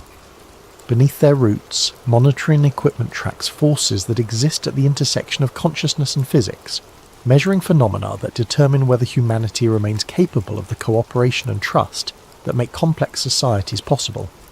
The owl watches and waits, neither good nor evil, but something far more dangerous. A force of pure change that cares nothing for human hopes or fears. And somewhere in the darkness between sleeping and waking, it grows stronger. Maybe they weren't hiding power. Maybe they were hiding what power keeps at bay. But how long can any cage hold something that learns from every attempt to contain it? I guess we'll find out. What if I told you that 6 US Army intelligence analysts didn't desert their posts in 1990? They escaped. That the official story of religious delusion and UFO obsession was a cover for something far more sinister? That beneath the swamps of Gulf Breeze, Florida, lies a frequency grid capable of rewriting human perception itself. Tonight we delve into the classified files of the Gulf Breeze 6, where biblical prophecy meets military experimentation and reality itself becomes a weapon. Like and subscribe to Sleep Theories if you enjoy these stories, and a quick thanks to Jeffernon1772 for suggesting this story idea. Leave your video ideas in the comments below, and we might just create a future story from it. Chapter 1, The Desertion, July 1990. I never expected to spend my retirement years wondering if I helped cover up the most significant military defection of the Cold War. But here I am, 33 years later, still hearing those signals in my dreams. My name is Thomas Kellerman, and from 1988 to 1992 I served as a signals technician at Gablingen Station near Augsburg, Germany. Officially, we monitored Warsaw Pact communications. Unofficially, we were an NSA listening post, part of the vast electronic surveillance network that stretched across Europe like a spider's web of antennas and encrypted data streams. July 14th, 1990 started like any other shift. The morning briefing covered the usual suspects: Soviet submarine movements in the Baltic, encrypted transmissions from East German border stations, and the ongoing political upheaval as the Berlin Wall's fall continued to reverberate across Eastern Europe. What they didn't mention was that 6 of our intelligence analysts had failed to report for duty: Vance Davis, Annette Eccleston, Randy Quam, Bill Batten, Ken Smith, and Jeff Blake. Names that would later become whispered legends in certain intelligence circles, but at the time they were just colleagues who had inexplicably vanished in the night, leaving behind their security clearances, their classified materials, and their entire lives. The official line came down within hours: temporary absence without leave, likely due to stress. The Cold War was ending after all. People were having trouble adjusting to the New World Order.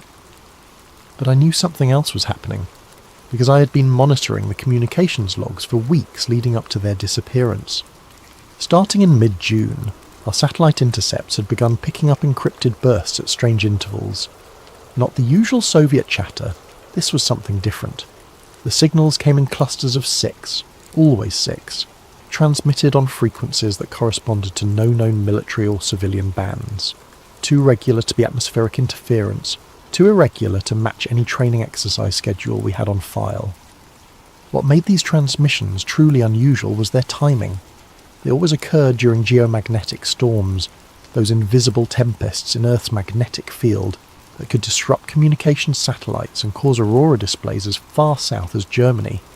It was as if someone was using the planet's own electromagnetic instability as a carrier wave. I had flagged these anomalies in my reports, but they seemed to disappear into the bureaucratic void. No follow-up questions, no requests for additional monitoring, no acknowledgement that anything unusual was happening at all. In the intelligence community, that kind of silence usually meant one of 2 things. Either the signals were completely irrelevant, or they were so sensitive that even asking about them could end your career. The night before the 6 analysts vanished, I was pulling a double shift, covering for a colleague who had called in sick with what he claimed was food poisoning, but what I suspected was a serious case of German beer flu. Around 0300 hours, the intercept equipment began registering activity on those same mysterious frequencies. But this time was different. Instead of the usual encrypted bursts, I was hearing what sounded almost like voices. Faint, distorted, layered beneath static and interference, but unmistakably human speech. I fine-tuned the receivers, applied every filter and enhancement technique I knew, and slowly the words began to emerge from the electronic noise. Grid activation confirmed, subjects responding to calibration sequence, phase 1 complete. The transmission lasted exactly 6 minutes and 33 seconds. When it ended, the frequencies fell silent, and they would remain that way for the next month. By morning, 6 of our most experienced intelligence analysts had abandoned their posts and begun a journey that would take them halfway around the world to a small Florida town, famous for UFO sightings and military secrets. Official investigators would later claim that the group had suffered a collective psychological breakdown, that they believed they were receiving messages from God and extraterrestrial beings instructing them to prevent an impending apocalypse. The story made perfect sense if you didn't look too closely at the details. Religious delusion was easy to understand, easy to dismiss, and most importantly, easy to keep classified under the umbrella of national security and medical privacy. But I had heard that transmission. I had logged those frequencies, and I knew that whatever had reached out to the Gulf Breeze 6 wasn't coming from heaven or outer space. It was coming from much closer to home. Chapter 2: The Gulf Breeze Connection. 3 weeks after the desertion, I received an assignment that should have been routine: analyse communications intercepts from US installations in the Gulf Coast region. The official explanation was that we needed to verify the security of our own systems by monitoring them from external positions. Standard counterintelligence procedure.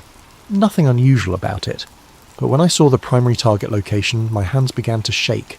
Gulf Breeze, Florida. Even in 1990, Gulf Breeze was infamous in certain circles. Throughout the 1980s, the small coastal town had been the epicenter of one of the most documented UFO sighting waves in American history. Ed Walters, a local contractor, had photographed and videotaped dozens of alleged extraterrestrial craft, images that were simultaneously compelling and suspicious to anyone with experience in photo analysis. The town had become a magnet for UFO researchers, conspiracy theorists, and curious tourists. What most of them didn't know was that Gulf Breeze also sat at the convergence of several highly classified military installations.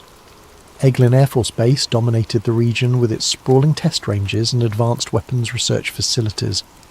The Naval Air Station Pensacola trained pilots and conducted flight experiments just across the bay, and scattered throughout the area were smaller facilities that officially didn't exist at all. My orders were to monitor civilian radio traffic in the Gulf Breeze area, ostensibly to identify any potential security breaches or unauthorized transmissions that might compromise nearby military operations. But as I began scanning the frequencies, I discovered something that made the hair on my neck stand up. Local residents had been reporting strange sounds on their shortwave radios during UFO sightings. Not the usual atmospheric static or distant AM radio stations bleeding through, but structured signals that seemed to pulse in patterns. When I compared these citizen reports with my logs from Augsburg, the timing was impossible to ignore. The mysterious transmissions I'd been intercepting in Germany weren't random. They were synchronized with the Gulf Breeze phenomenon, occurring during the same windows when residents reported both visual sightings and radio anomalies. Whatever was generating those signals was operating on both sides of the Atlantic simultaneously. I spent hours poring over the technical specifications, trying to understand how such a thing could be possible. Conventional radio transmissions couldn't maintain that kind of precise timing across such distances without some form of centralized control system. Satellite relays could theoretically do it, but the power requirements would be enormous, and the frequencies involved didn't match any known military or civilian satellite bands. The only explanation that made technical sense was that someone had developed a new form of electromagnetic communication system, one that used the Earth's own magnetic field as a transmission medium. Extremely low frequency signals could theoretically propagate through the planet itself, emerging at predetermined points around the globe with minimal time delay. But if such a system existed, it would represent a quantum leap in communications technology, decades ahead of anything publicly known. The military applications alone would be staggering. Untappable communications, global coordination of operations, the ability to send messages that couldn't be intercepted or jammed by conventional means. More disturbing was the possibility that such a system could be used not just for communication, but for influence.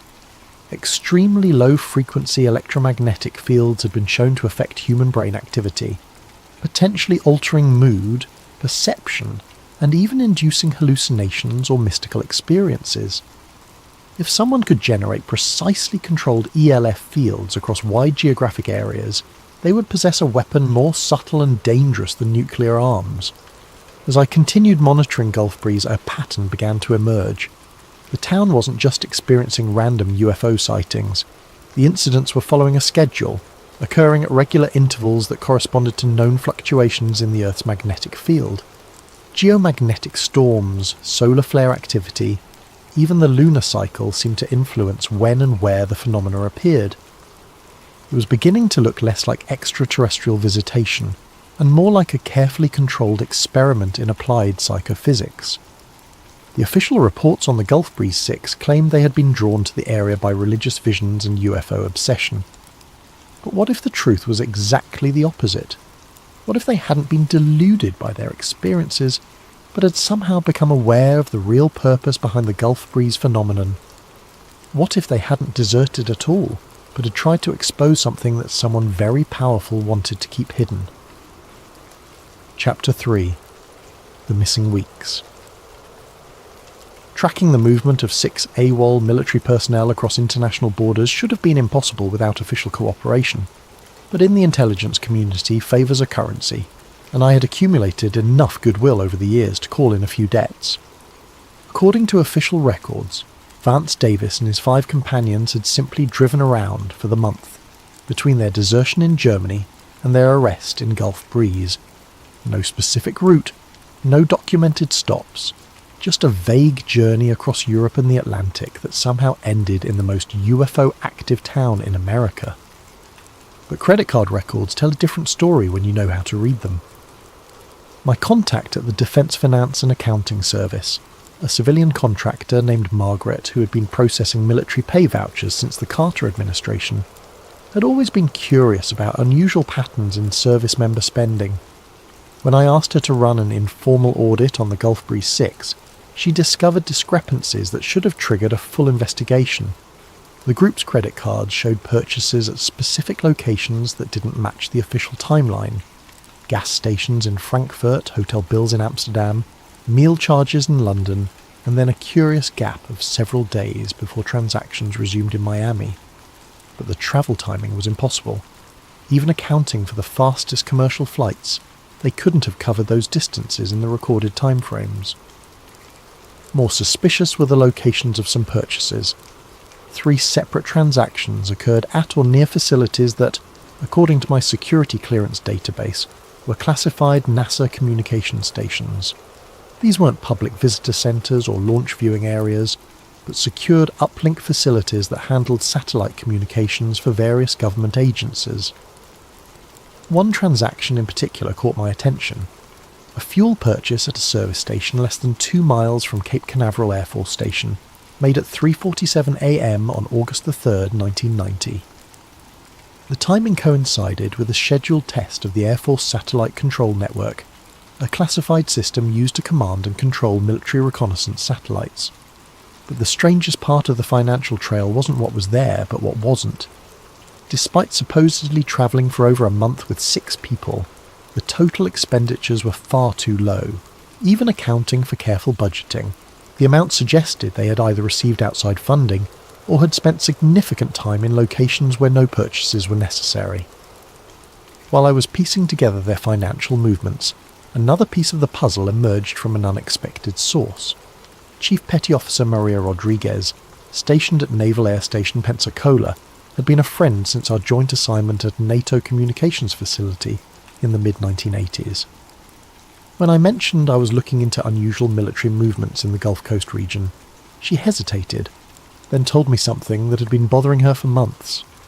During late July and early August 1990, she had witnessed several nighttime convoys moving through the area around Pensacola.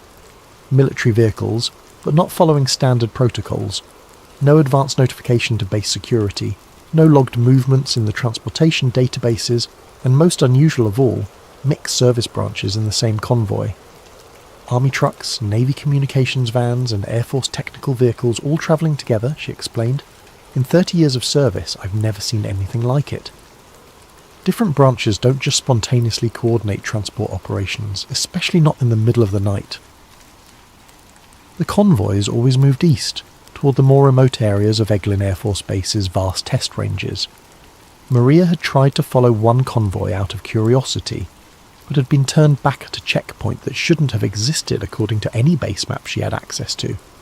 When I asked her to describe the timing of these convoy movements, she consulted her personal calendar and identified 7 separate incidents between July 28th and August 15th.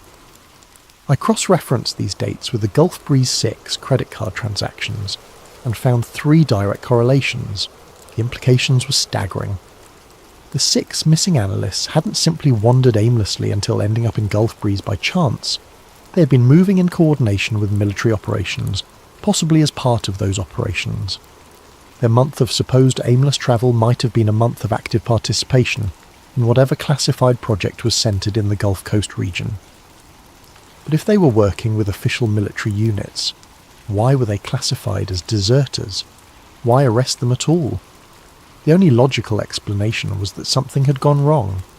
Either they had learned something they weren't supposed to know, or they had decided to act against the interests of whoever was running the operation. The picture that was emerging suggested the Gulf Breeze 6 hadn't fled their posts in a moment of religious or psychological crisis. They had made a calculated decision to investigate something they had discovered through their intelligence work. Something significant enough to risk their careers, their freedom, and possibly their lives.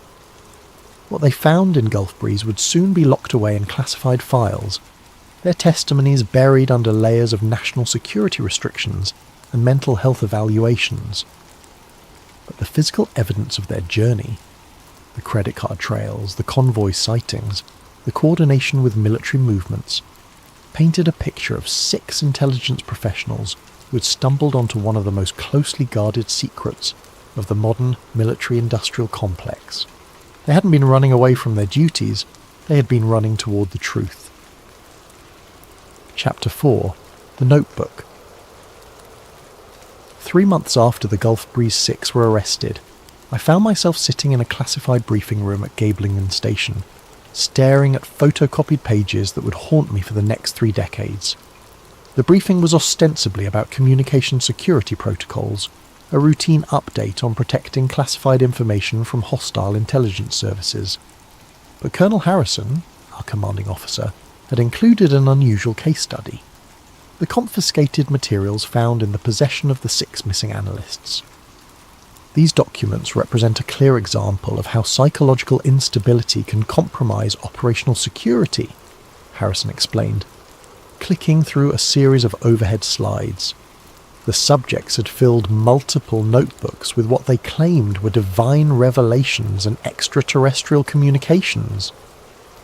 The first few slides showed pages covered with biblical quotations, astronomical calculations, and what appeared to be stream-of-consciousness religious writing.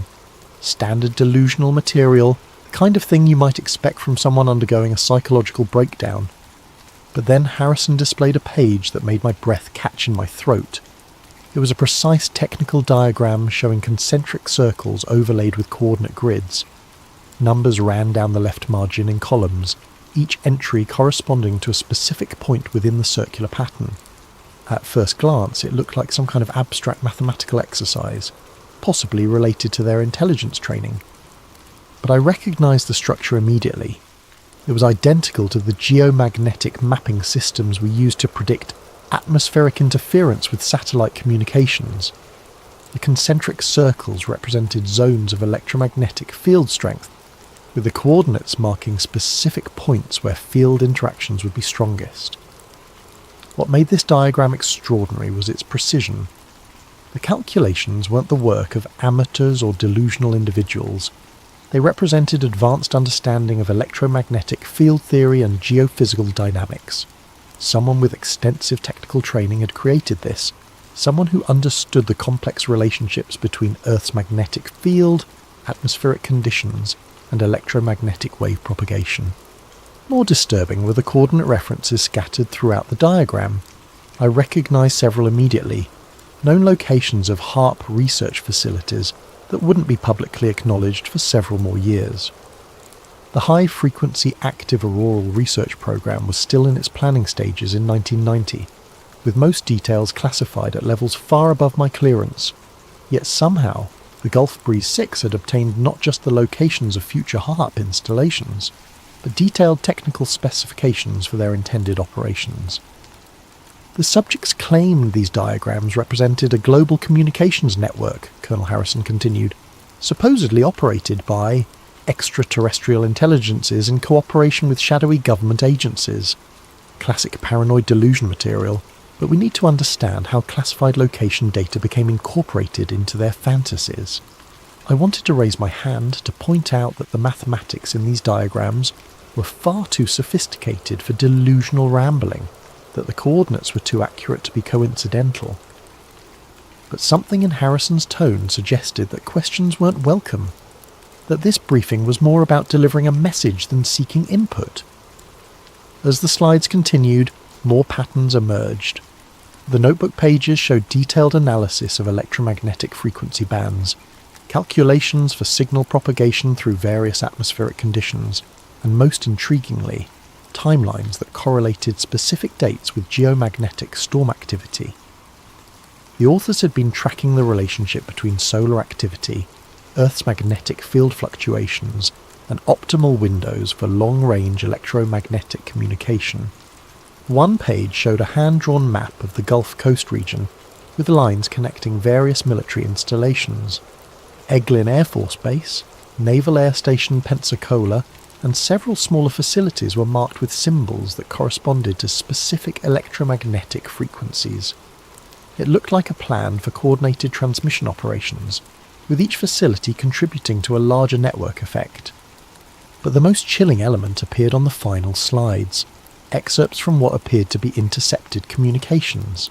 The text was fragmentary, apparently transcribed from audio recordings, grid calibration sequence initiating, subject selection parameters confirmed, psychological preparation phase entering final stage, frequency harmonics achieving desired resonance patterns, brainwave entrainment proceeding within acceptable parameters, phase transition imminent, recommend acceleration of timeline to prevent subject awareness breakthrough.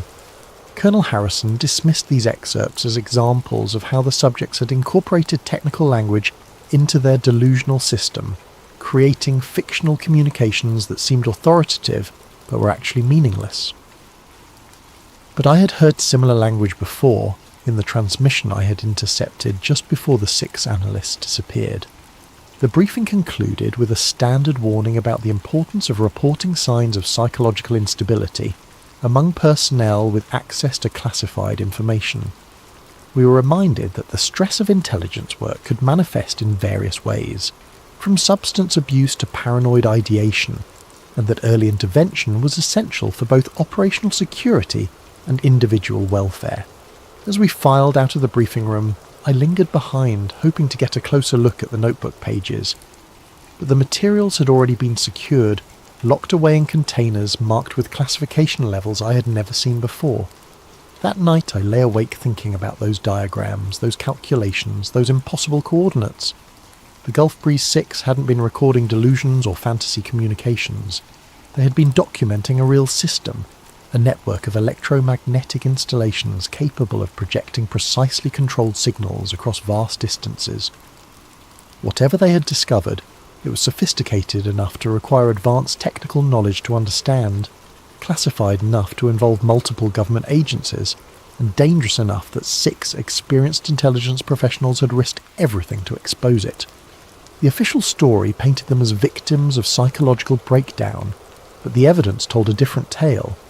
They had found something that someone very powerful wanted to keep hidden, and they had paid the price for their curiosity. Their notebooks weren't the ravings of delusional minds. They were the field notes of investigators who had uncovered one of the most closely guarded secrets of the modern world. Chapter 5. The Interrogations.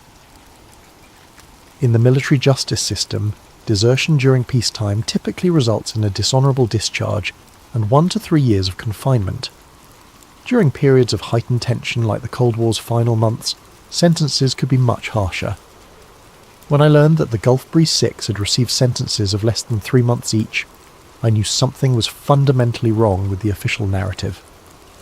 My access to their court-martial records was limited, but what I could verify through official channels painted a picture of legal proceedings that seemed designed more to contain information than to pursue justice.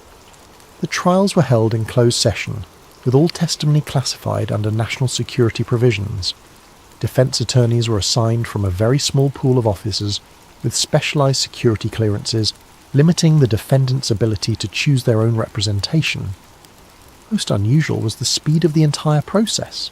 From arrest to sentencing, the cases were resolved in less than 6 weeks, an impossibly fast timeline for military courts dealing with complex desertion charges involving multiple defendants and classified information. But it was the sentencing that really revealed the true nature of what had happened. Vance Davis, the apparent leader of the group, received 85 days confinement. The others received similar sentences, all under 90 days. For comparison, a single soldier caught stealing equipment from a motor pool might face longer imprisonment. Through carefully cultivated relationships with personnel in the military legal system, I was able to learn fragments of what had occurred during the closed proceedings. The testimony apparently focused not on the circumstances of the desertion itself, but on the defendants' mental states and their claims about the reasons for their actions. According to one source, the defendants had attempted to present evidence of what they termed Project Grid, describing an advanced electromagnetic manipulation system capable of influencing human consciousness over large geographic areas. They claim to have documented proof of illegal human experimentation involving the use of military personnel and civilian populations as unwitting test subjects.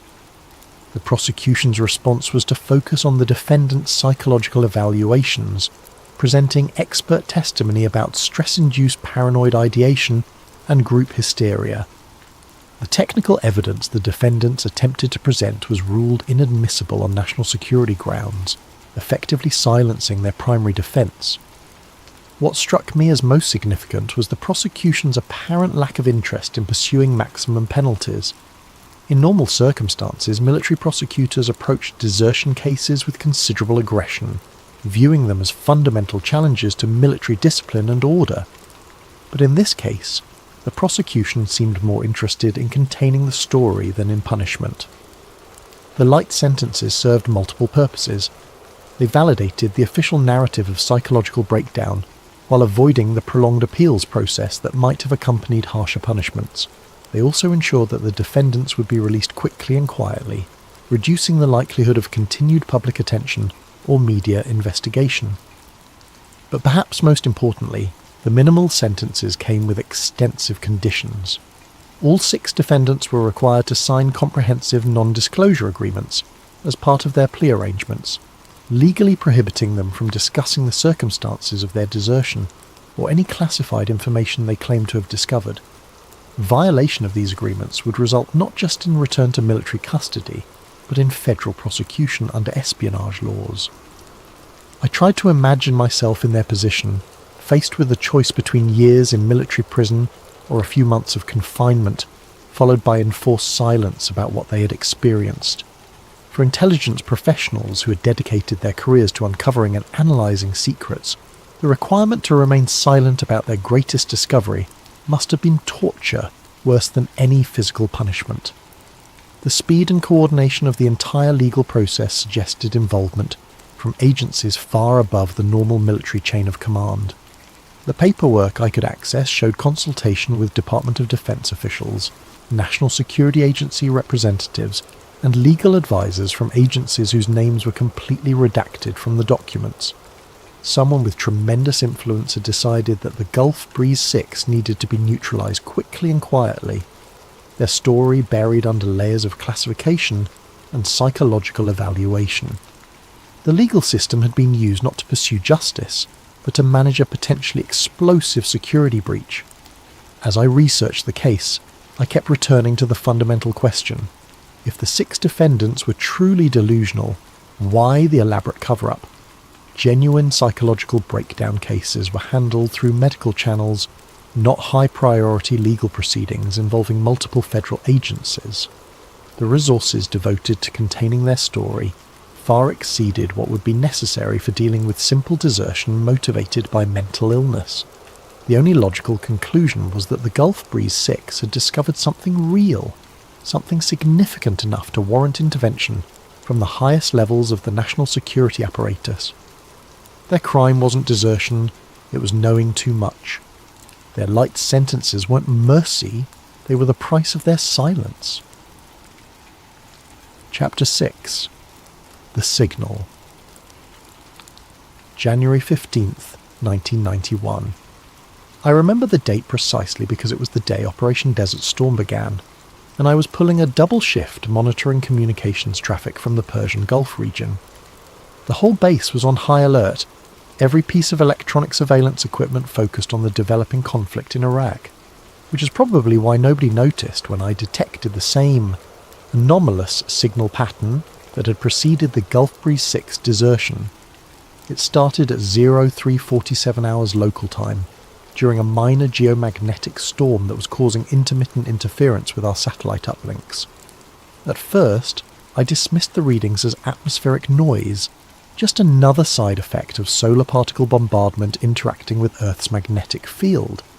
But as I applied filters and signal enhancement techniques, familiar patterns began to emerge from the electronic chaos. Pulse transmissions on extremely low frequencies, organised in clusters of 6, occurring at precise intervals that matched no known military or civilian communication protocols.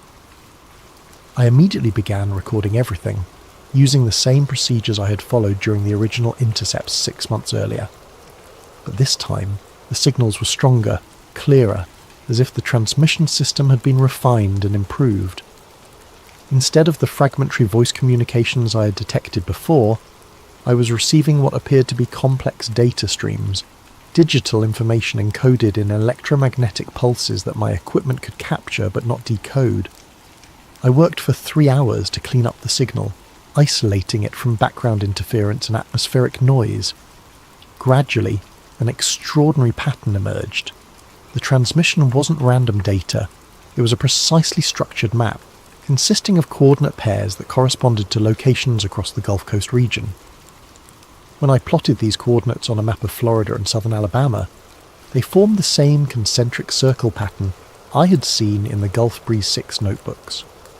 The centre point fell exactly on Gulf Breeze itself, with successive rings radiating outward to encompass Pensacola, Eglin Air Force Base, and several smaller communities scattered across the region. More intriguingly, when I overlaid this electromagnetic map with geological surveys of the area, it correlated precisely with local geomagnetic anomalies.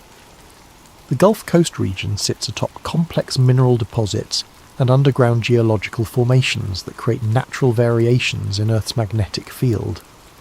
The transmission patterns seem designed to exploit these natural electromagnetic characteristics, using them to amplify and focus signals across a much wider area than would normally be possible. I spent the remainder of my shift analysing every aspect of the transmission, using every technical resource available to understand what I was seeing. The mathematical precision was extraordinary. Whoever had designed this system understood geomagnetic field dynamics at a level that surpassed anything in the public scientific literature.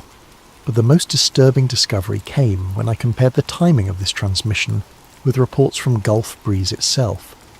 Local newspapers from the period, which I accessed through base library services, showed a correlation between the electromagnetic signal and reported UFO sightings in the area. The transmission had occurred during the same 6-hour window when multiple residents reported unusual aerial phenomena and strange sounds on radio equipment. The pattern was undeniable. The mysterious signals weren't communications in the traditional sense. They were some form of stimulus designed to trigger specific responses in people within the affected geographic area. The electromagnetic fields were being used to influence human perception, possibly inducing the visual and auditory hallucinations that residents interpreted as extraterrestrial contact. I thought about the Gulf Breeze 6, about their claims of receiving divine or extraterrestrial messages that compelled them to act. What if they hadn't been delusional at all? What if they had simply been more sensitive than most people to the electromagnetic manipulation being conducted in the region? As intelligence professionals, they would have had access to information about unusual signal activity. Their training would have made them naturally suspicious of unexplained phenomena, more likely to investigate rather than simply accept official explanations. If they had begun to suspect that the Gulf Breeze UFO reports were actually the result of military experimentation, their actions made perfect sense. They weren't deserting, they were investigating. They weren't suffering psychological breakdowns. They were responding rationally to evidence of illegal human experimentation. Their month of supposedly aimless travel was actually a comprehensive intelligence gathering operation, documenting the extent and nature of what they had discovered. The light sentences they received weren't mercy for mentally ill soldiers. They were the price of their agreement to remain silent about a classified research program that used American civilians as unwitting test subjects. Over the following months, I continued monitoring the frequencies associated with the Gulf Breeze signals, documenting every transmission and analysing the patterns that emerged. The system appeared to operate on a regular schedule, with intensive activity periods followed by weeks or months of silence. Each active period coincided with reported anomalous phenomena in the Gulf Coast region, not just UFO sightings, but unexplained power outages, compass deviations, and reports of strange sounds and physical sensations among local residents. I was documenting evidence of the most sophisticated psychological operations program in human history, a system capable of manipulating the perceptions and behaviours of entire populations through precisely controlled electromagnetic fields. The implications were staggering, not just for military applications, but for understanding the fundamental relationship between electromagnetic fields and human consciousness. But I was also documenting evidence of a massive violation of constitutional rights, scientific ethics, and international law. American citizens were being used as test subjects in classified experiments without their knowledge or consent, their minds manipulated by technologies they couldn't understand or defend against. The Gulf Breeze 6 had tried to expose this system, and they had been neutralised through the military justice system and enforced silence. Now I faced the same choice they had confronted: remain silent and complicit, or risk everything to bring the truth to light. For the moment I chose documentation over action, building a comprehensive record of everything I observed while trying to understand the full scope of what I had discovered. But I knew that eventually I would have to decide whether to follow the example of 6 brave intelligence professionals who had sacrificed their careers to expose one of the darkest secrets of the modern world. Chapter 7. The Warning. September the 3rd, 1991. The letter arrived at my quarters in a standard military envelope, my name and address typed on a manual typewriter, no return address. Inside was a single sheet of paper with a message that made my hands tremble. Mr. Kellerman, we have never met, but we serve the same cause. The signals you have been monitoring are not what they appear to be. It wasn't God. It wasn't aliens. It was the grid. They're tuning it, and we weren't supposed to know. Stop looking before you join us. V.D. Vance Davis. The leader of the Gulf Breeze 6 was reaching out to me, somehow aware that I was continuing to investigate the electromagnetic phenomena that had destroyed his life and career. But how could he know what I was doing? I'd never discussed my research with anyone, never filed reports about my discoveries, never taken any action that should have attracted attention, unless the same system that had influenced him and his colleagues was also monitoring me. I examined the envelope carefully, looking for postmarks, routing stamps, or any other indicators of origin. The letter had been mailed from Pensacola, Florida, less than a week earlier. Davis was apparently still in the Gulf Coast region, despite having completed his military sentence months ago. The timing was significant. My most recent intercept of the grid signals had occurred just 10 days before the letter arrived, during a period of intensive electromagnetic activity that had coincided with reports of power grid failures and unexplained atmospheric phenomena across northern Florida. If Davis was somehow monitoring the system's activities, he would know when I was most likely to be conducting my own surveillance. But the most disturbing aspect of his message wasn't what he said, but what he implied. Stop looking before you join us suggested that the 6 weren't simply former military personnel living under court-imposed silence. They were still involved somehow, still connected to whatever system they had tried to expose. Over the following weeks, I found myself questioning everything about the official narrative. What if the Gulf Breeze 6 hadn't been released after their sentences? What if the brief confinements were just the beginning of their involvement with whatever agency was running the grid project? Intelligence professionals with their level of clearance and technical expertise would be invaluable assets for any classified research program. Instead of simply silencing them, it would make far more sense to recruit them, to use their knowledge and abilities to improve and expand the very system they had tried to expose. Their desertion might have been the cover story for their recruitment into a special access program, so classified that their participation couldn't be acknowledged even within normal intelligence channels. Their public disgrace and imprisonment would provide perfect cover for their continued involvement in activities that officially didn't exist. I began researching the post-military lives of the 6 former analysts, using the same information networks I had employed to track their movements during the original incident. What I discovered was a pattern of carefully orchestrated obscurity.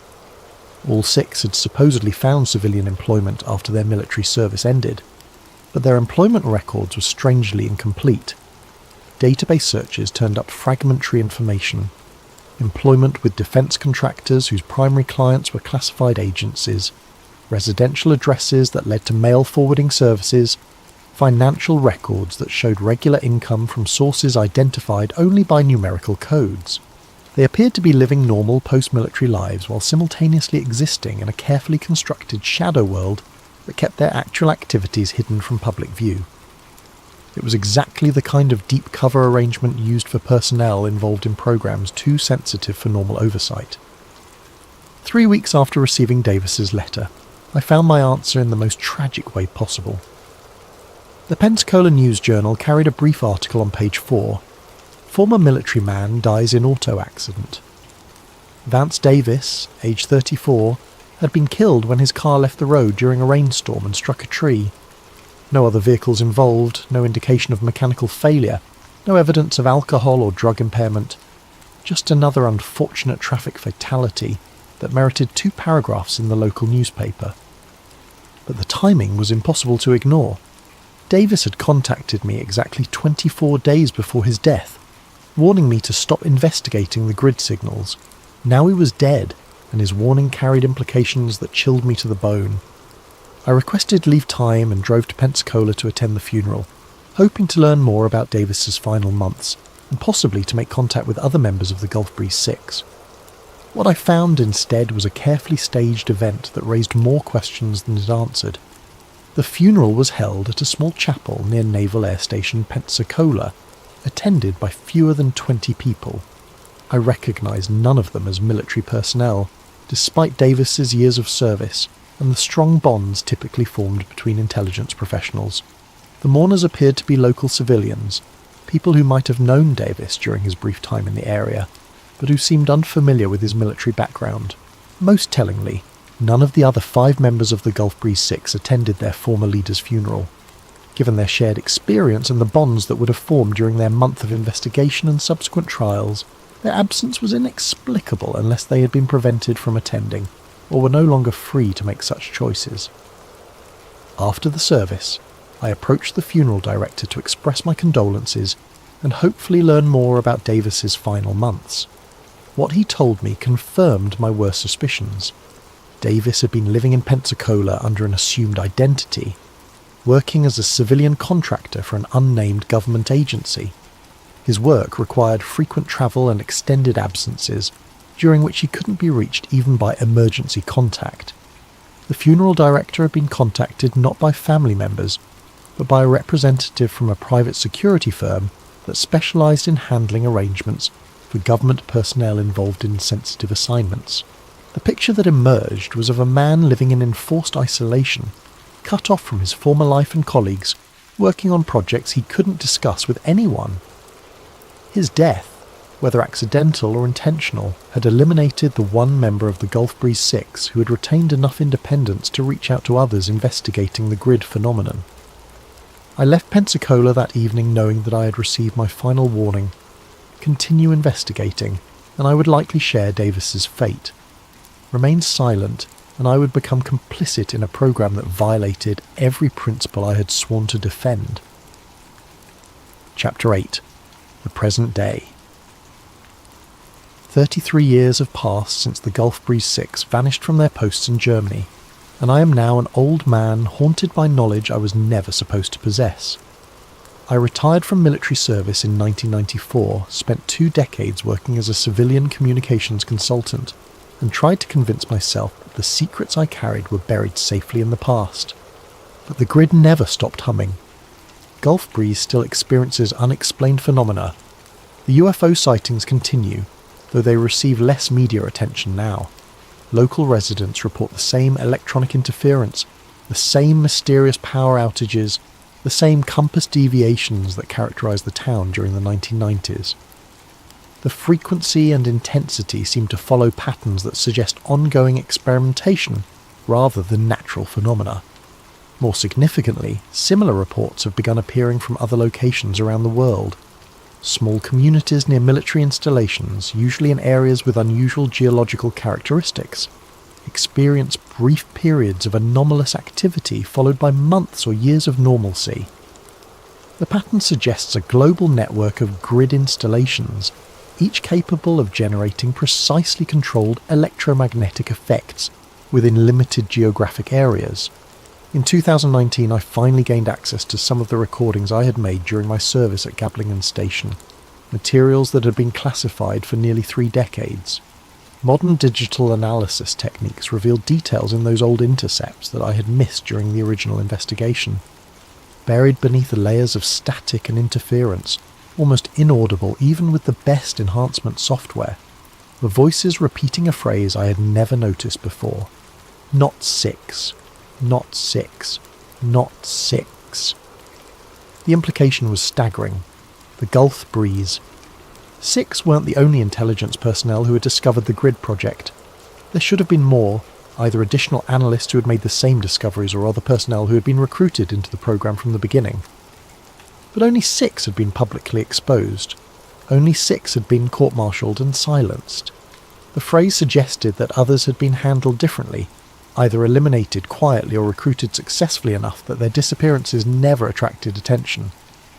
I began researching other cases of military personnel who had gone missing or died under suspicious circumstances during the same time period.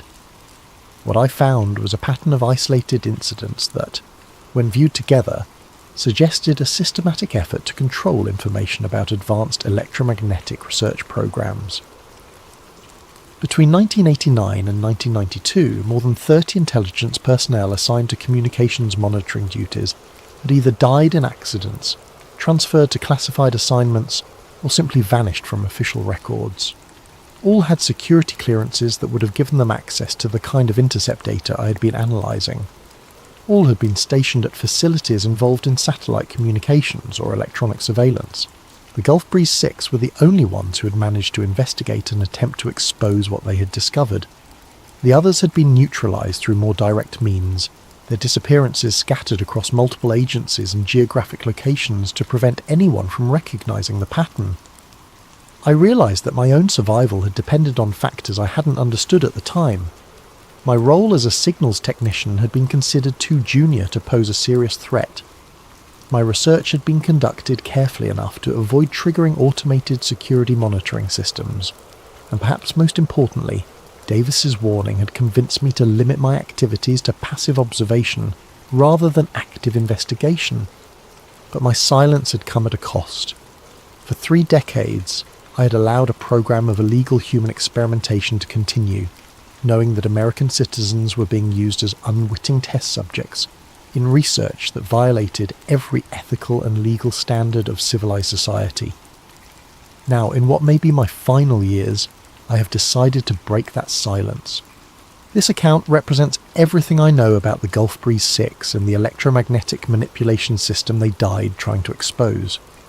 I have documented sources for every claim, provided copies of all available evidence, and prepared detailed technical analyses that confirm the existence of technologies far beyond anything publicly acknowledged. The Grid project represents more than just advanced military research. It demonstrates the development of weapons capable of manipulating human consciousness itself, technologies that could be used to control populations, influence elections, or suppress dissent through means that victims couldn't recognise or defend against. The Gulf Breeze 6 weren't deserters who abandoned their posts in a moment of psychological crisis. They were investigators who discovered evidence of crimes against humanity and died trying to expose them. Their month of supposed wandering was actually a sophisticated intelligence operation that gathered proof of illegal experimentation on American citizens. Their light sentences weren't mercy for mentally ill soldiers. They were the price of recruitment into the very program they had tried to expose. Their subsequent deaths and disappearances weren't coincidental. They were the systematic elimination of witnesses to one of the most classified research programs in modern history. The official story of religious delusion and UFO obsession was a carefully constructed cover narrative designed to discredit their discoveries and prevent serious investigation of their claims. The truth is far more sinister. They had uncovered evidence of a technological capability that could reshape the fundamental relationship between government and citizen. For 33 years, I've lived with the knowledge that American citizens continue to be subjected to illegal experimentation, their minds manipulated by electromagnetic fields they cannot detect or understand. The Gulf Coast region remains an active test site, with Gulf Breeze serving as the primary focus for research into population-level consciousness manipulation. The Gulf Breeze 6 weren't victims of psychological breakdown. They were heroes who sacrificed everything to expose a program that threatens the very foundations of human freedom and dignity. Their story deserves to be told, their sacrifice remembered, and their investigation completed. The grid still hums beneath our feet, in Gulf Breeze and dozens of other locations around the world. The technology that killed 6 brave intelligence professionals continues to develop, growing more sophisticated and more dangerous with each passing year.